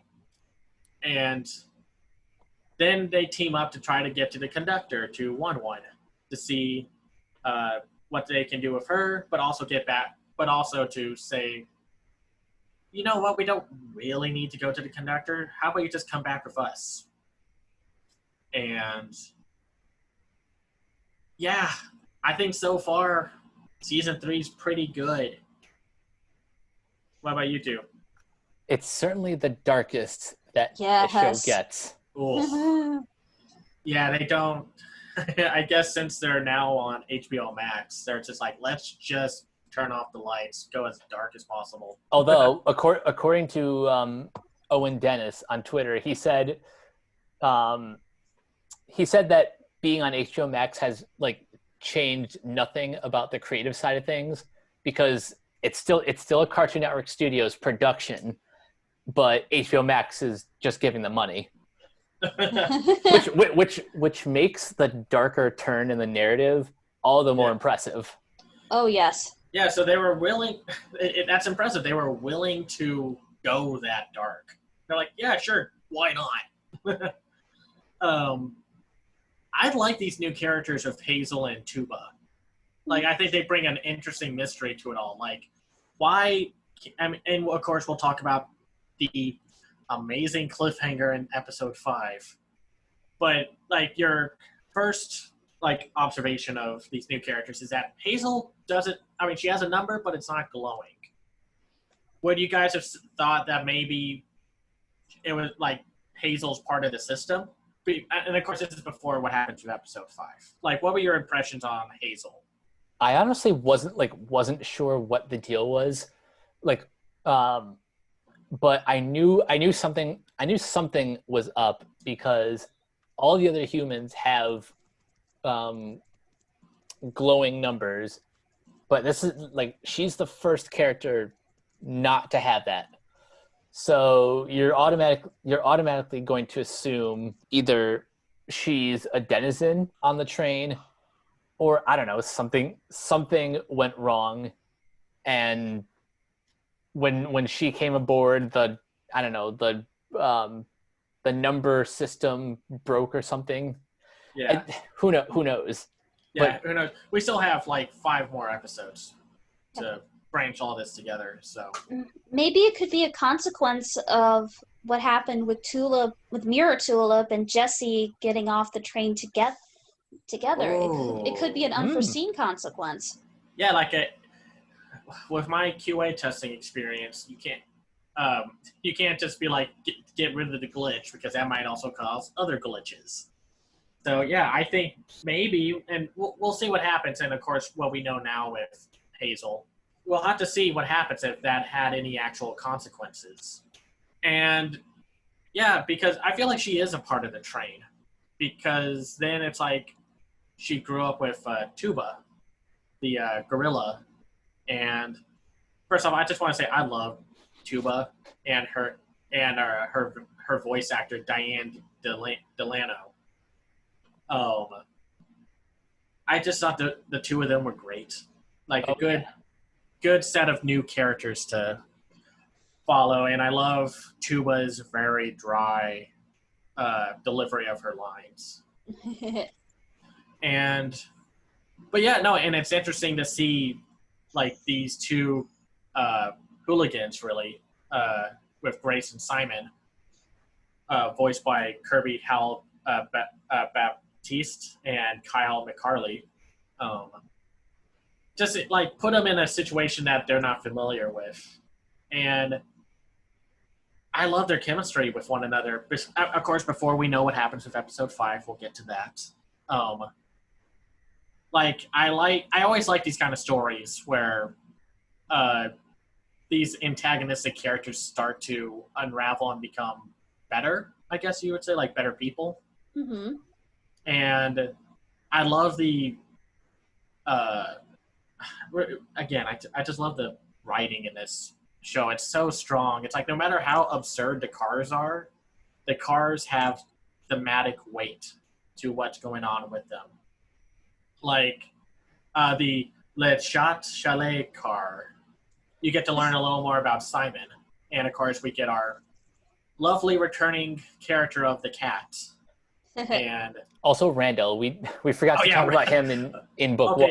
Let's just quickly talk about Randall. Randall is one of the most delightful side characters. He's this waterish blob like character who can like separate into multiple blobs, and he's voiced by Rice Darby, who has the most delightful voice with him, and he pops up from time to time either as like a fill-in character that they need, or with the Le Chat Chalet car, the obstacle in the way, and I just love these. Like so far, like what is your favorite episode so far for the two of you? Kat, you go first. Um, it's hard to say. Probably the third episode and the fifth episode, since they just introduced a lot, you know? Yeah. And I don't know if anybody noticed this, but in the debutante ball car, the chandelier individual who runs the whole thing was voiced by Alfred Molina. When does he not show up in things? Right? Oh gosh, he's everywhere. Good character actor. But yeah, go ahead, Mike. What were your favorites so far? I was gonna say the debutante ball car, and probably I think I just love episodes 3, 4, and 5. Episode 4 because anytime the cat returns, like you know she's there for a good reason. Yeah. Like her involvement in the story means that we're going to learn something new about the world. In this case, we're learning about her involvement with Simon and why he hates Knowles so much. Mm-hmm. And I think my favorite is probably the episode. Yeah, I think the last 3 are my favorite, or the last 3 so far. I really like the color clock car. I think that's a very visually creative car. Mm-hmm. But I do love the character building. But we can't really talk about the 5th episode without spoiling things. So spoilers ahead for the 5th episode. So they get stuck in a colored car where the color clock is just like anytime he moves to a different color, the rest of the world changes around them. And it's an episode about trust.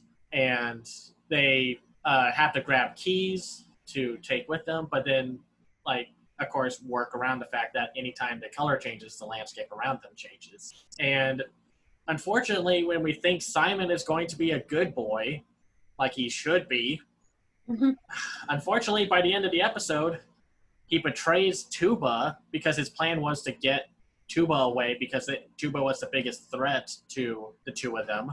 And Tuba ends up getting killed. Oh, I yelled at the screen when that happened. I was like, no! Yep. My hand was right over my mouth when that happened. It's like, no!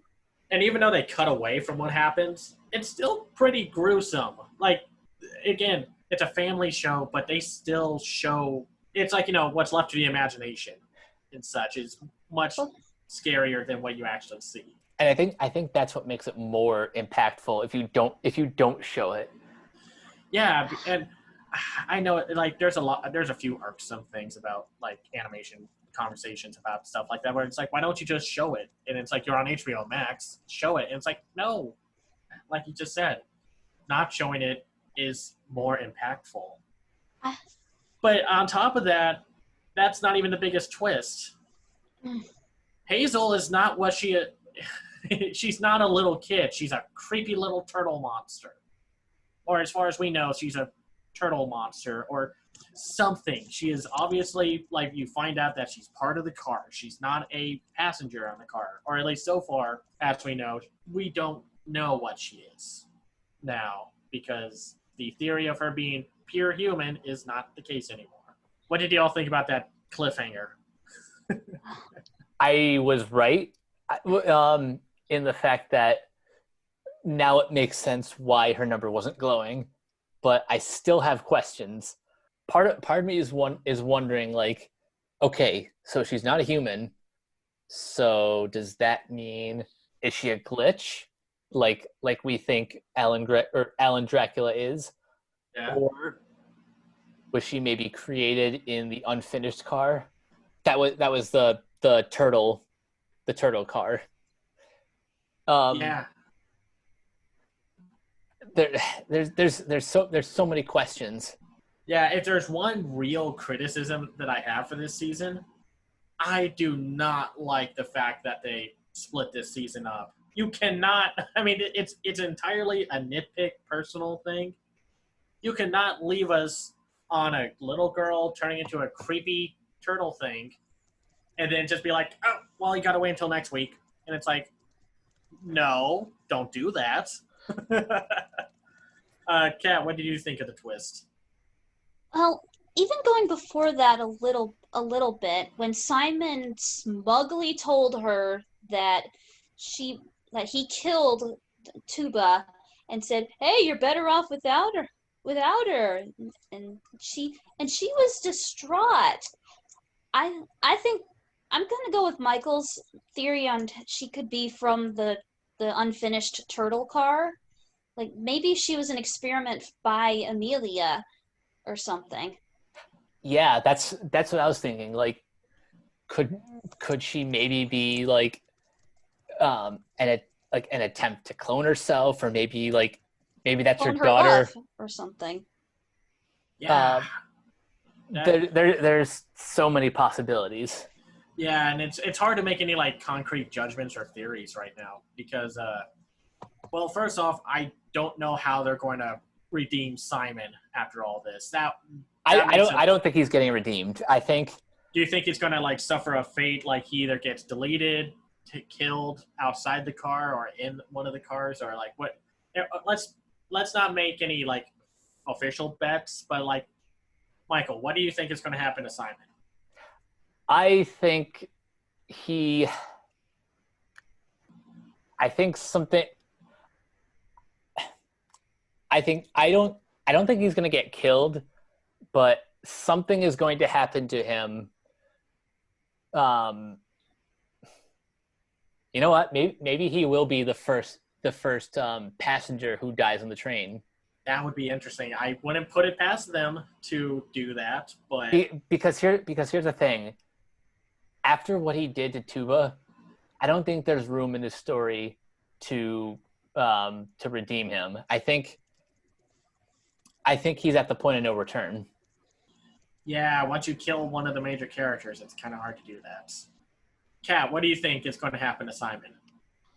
I think he's either going to be killed either by his own hubris, like an accident, or maybe Hazel could kill him, like out of revenge for Tuba, like because she's in her turtle monster thing, or maybe there's going to be a struggle between him and Grace, and that could end with him getting mortally injured or something. Yeah, I think Grace might, like my little theory of what's probably going to happen or bet, she's either going to change her mind throughout this whole thing and get out of the car with Hazel, or she's going to make sure to go back and get the other kids.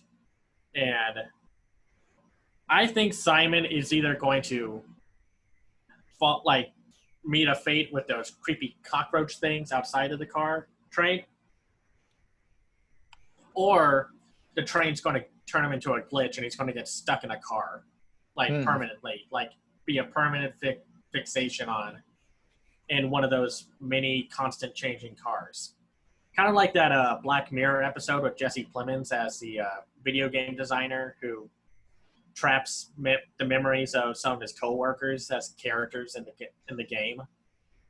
Spoilers for that episode. It's really good, but he ends up his own mind is trapped inside the game at the end. So he's in a vegetated state while his character is stuck in a spaceship, hurling around space in a game. So, I don't think anything good is going to happen with Simon. I think he's probably going to find out too late and then get stuck in a car, or he is going to be the first human to get killed. But really, that's really my only issue. I don't like that they split up this season because I've seen shows that do that. That's what happened to Men of a Certain Age, which was a great TNT drama that they split the season up into two parts, and then it got canceled after the second season. So, do you guys have any issues, maybe, or is that just really it that we have to wait? Yeah, really, that's it, and that's honestly a good problem to have because Yeah. it leaves you wanting more. Yeah. Kat, any? Do you agree, or do you have anything like criticism wise?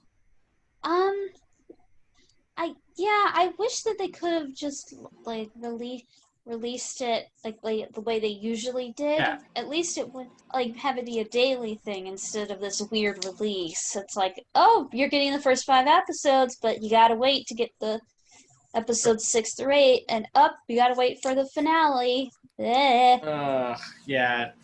No, that's weird that they're doing this, and it's not like yes, what DreamWorks does on Netflix with their shows works for them, but I wish we had the whole season. I mean, yes, in the end, this is a good criticism. That sounds weird, but it's a good one because, yeah, we want more. We want to see how this story unfolds.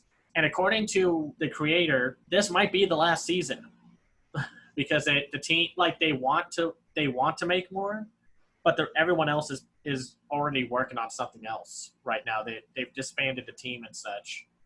Aww.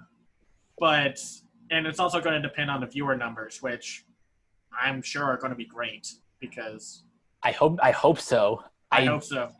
I hope more people get to see this. Yes. Because that might be the one concern to have is that the momentum of releasing this season in pieces might carry the hype to the next 2 weeks, but it could also kill it. You have to be careful with that kind of stuff. But yeah, I love this show. I think this is one of the best cartoons of the past 10 years. I don't say that lightly. I think it is one of the best. Yeah, I think it's right up there with some of the greats. I think it's up there with Adventure Time, Steven Universe, the new DuckTales. From what I hear, Gravity Falls and The Owl House. Which I just want to talk about briefly. We'll talk about that in recommendations, but yeah. But yeah, I think if you have HBO Max and you want to watch a great show for all ages with a slightly darker tone, but a darker in a good way, not an edgy for edge's sake kind of tone, definitely watch Infinity Train. What about you, Kat? What's your overall thoughts so far about Infinity Train? Same as usual?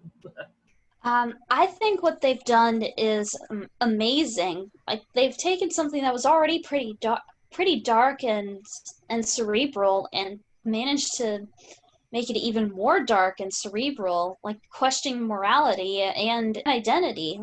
Like, because in the last season we had Mirror Tulip, like wanting to be her own person and escape the train, and escape the train, like gaining her own freedom.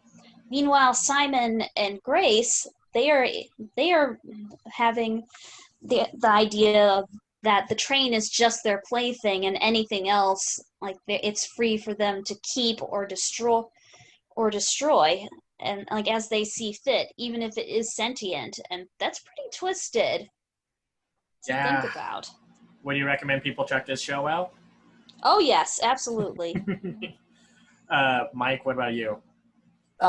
Yeah, absolutely. I think people need to check this series out. If you're going through some sort of personal struggle in your life, like these characters are some of the most grounded protagonists or antagonists in any sort of like sci-fi / fantasy series. In all 3 books so far, they've done a really good job at balancing the sort of weird ambitious nature of like this Infinity Train, which is really just a backdrop for like deeply personal and cerebral stories. Something else I'd recommend as a nice companion is the Rick and Morty episode, Never Rick and Morty, which kind of like parodies the it kind of like is a parody of this concept, but in its own kind of Rick and Morty fashion. Yeah. The trips of meta narrative, twists and turns. Whew. I think let's talk about some recommendations now. Mike, let's start with you since, we just mentioned, I think, the show you want to recommend. Yeah. So last night I got myself completely caught up with Disney's new series, The Owl House. And yeah, I can see exactly why kids love this. I also think in light of J.K. Rowling's everything, yes, that this is probably a perfect substitute for Harry Potter for new fans, because it's basically everything that that Rowling can't provide. It has, great world building. The characters are all memorable.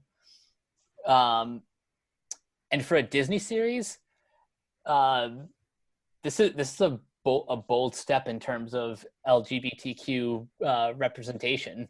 And again, because this is the same studio, who will censor a 2-second scene of same-sex relationships in The Rise of Skywalker.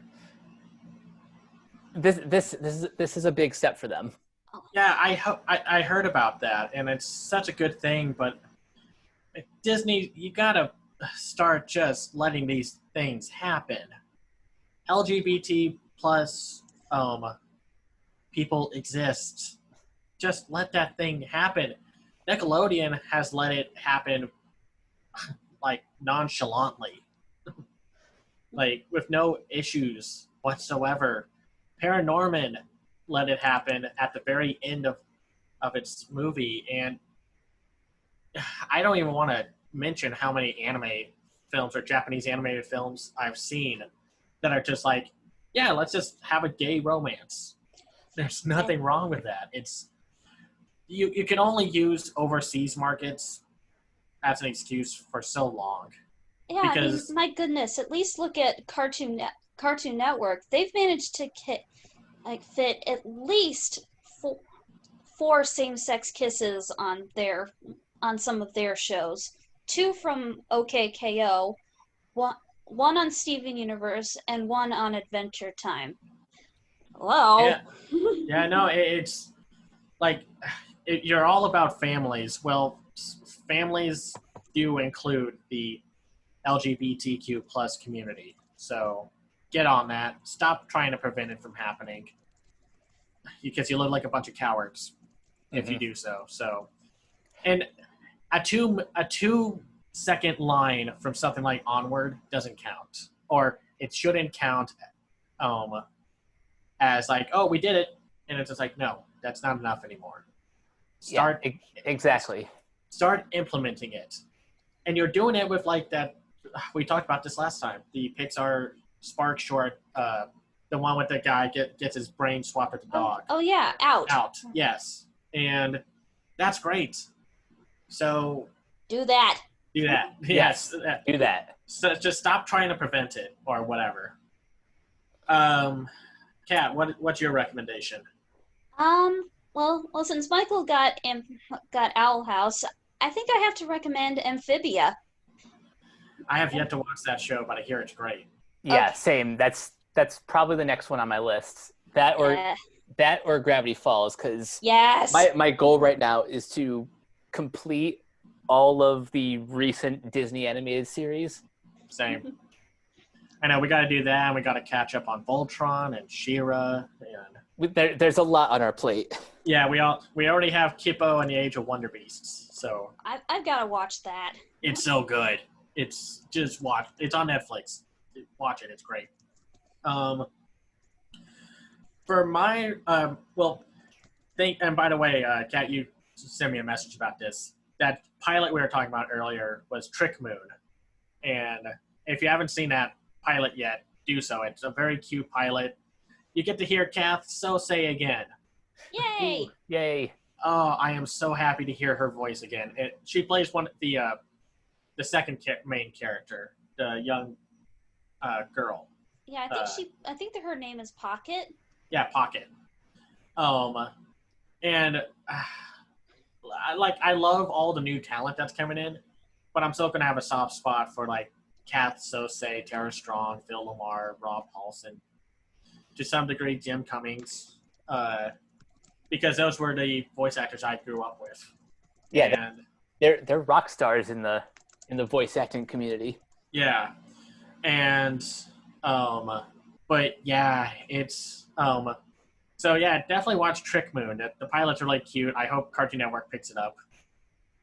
My recommendation was conflicting because at first I wanted to talk about Goblin Slayer just as a interesting bit of like production, and I do want to start recommending stuff like that, like recommend a bad movie or something iffy just to look at a specific topic. But instead, I want to recommend a anime that I just finished today. That was released during the winter 2020 season on Funimation Now, and it just got the last dub episode up, called Smile on the Runway. It's a shonen anime that's all about fashion, about modeling. Basically, if you took all the parts of Project Runway that should be, what it's about, like compelling fashion designers and models, and take out all the trash, all the reality show garbage.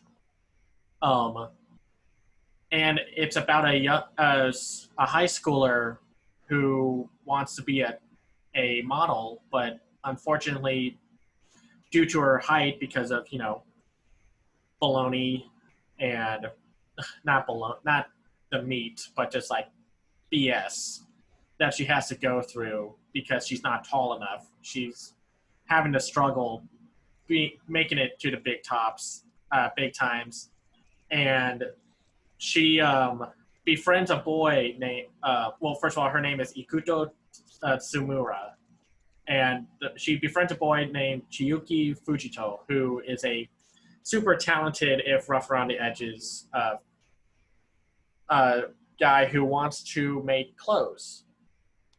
And it's such a good drama. The drama is laid a little thick because, it's anime and melodrama. Yeah. But for as low as it goes, when it hits the highs, they are satisfying. They are just the most satisfying story beats to ever happen. And so far, there's only one season. I think they're going to make another season. It's a beautiful looking show, and it's one of the first shows made by the studio Isola, which only has like 2 other shows on its roster, with the notorious Happy Sugar Life and Are You Lost? And I just can't recommend Smile Down the Runway enough. It's such a good anime, and it's so different from everything else because, there's something kind of daunting about checking out a new anime that you're not familiar with.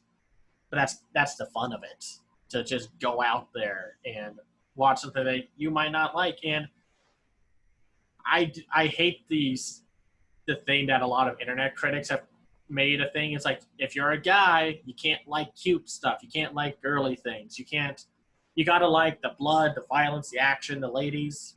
Well, that's not true.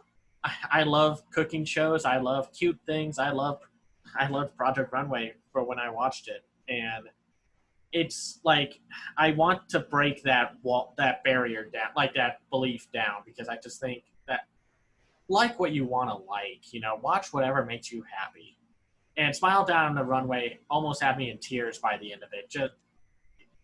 It's just a great show. I highly recommend it. I cannot wait to check this one out. It's on Funimation now, and yeah, once I get a Funimation Now account, this is probably the first thing I check out. Yeah, there's been a lot of good anime that I think went under the radar, like that pop star one. If my favorite pop idol made it to the Budokan, I would die. Watch that one too. I think that one is super underrated, or at least to me, it's underrated. I don't see a lot of people talk about it. But yeah, that's my recommendation. All right. Well, this has been a very fun episode. Now, before we go, where can people find you guys online? Cameron, I'll start with you. You can find me on Twitter at CamesEyeView. I have my own website called cameseyeview.biz where I review animated films called The Other Side of Animation. I also do live action films, but I'm taking a break from that. You can find me in the Renegade Pop Culture Facebook group. I'll post some updates to the Tooned Up podcast from time to time. And I also have a Patreon at patreon.com/cameseyeview. So if you like my work and you want to support me, you can go there. Awesome. Kat, thanks for joining us on this episode. Where can people find you? Hey, no problem. I'm usually just on Facebook, Twitter, Tumblr, like just doing my own thing, reblogging things I like and gushing about things I like. I also have a Facebook group called Animated Friends where we just talk about whatever we want to talk about in regards to animation. Awesome. Awesome. And you guys can find me on Twitter and Instagram at CaptainK42. Check out all my quick thoughts on letterboxd.com/CoachK42. And you can just find me in all the various Facebook groups just at my name. Don't forget to check us out on Anchor and Spotify. Check out our Twitter, Ren Pop Culture.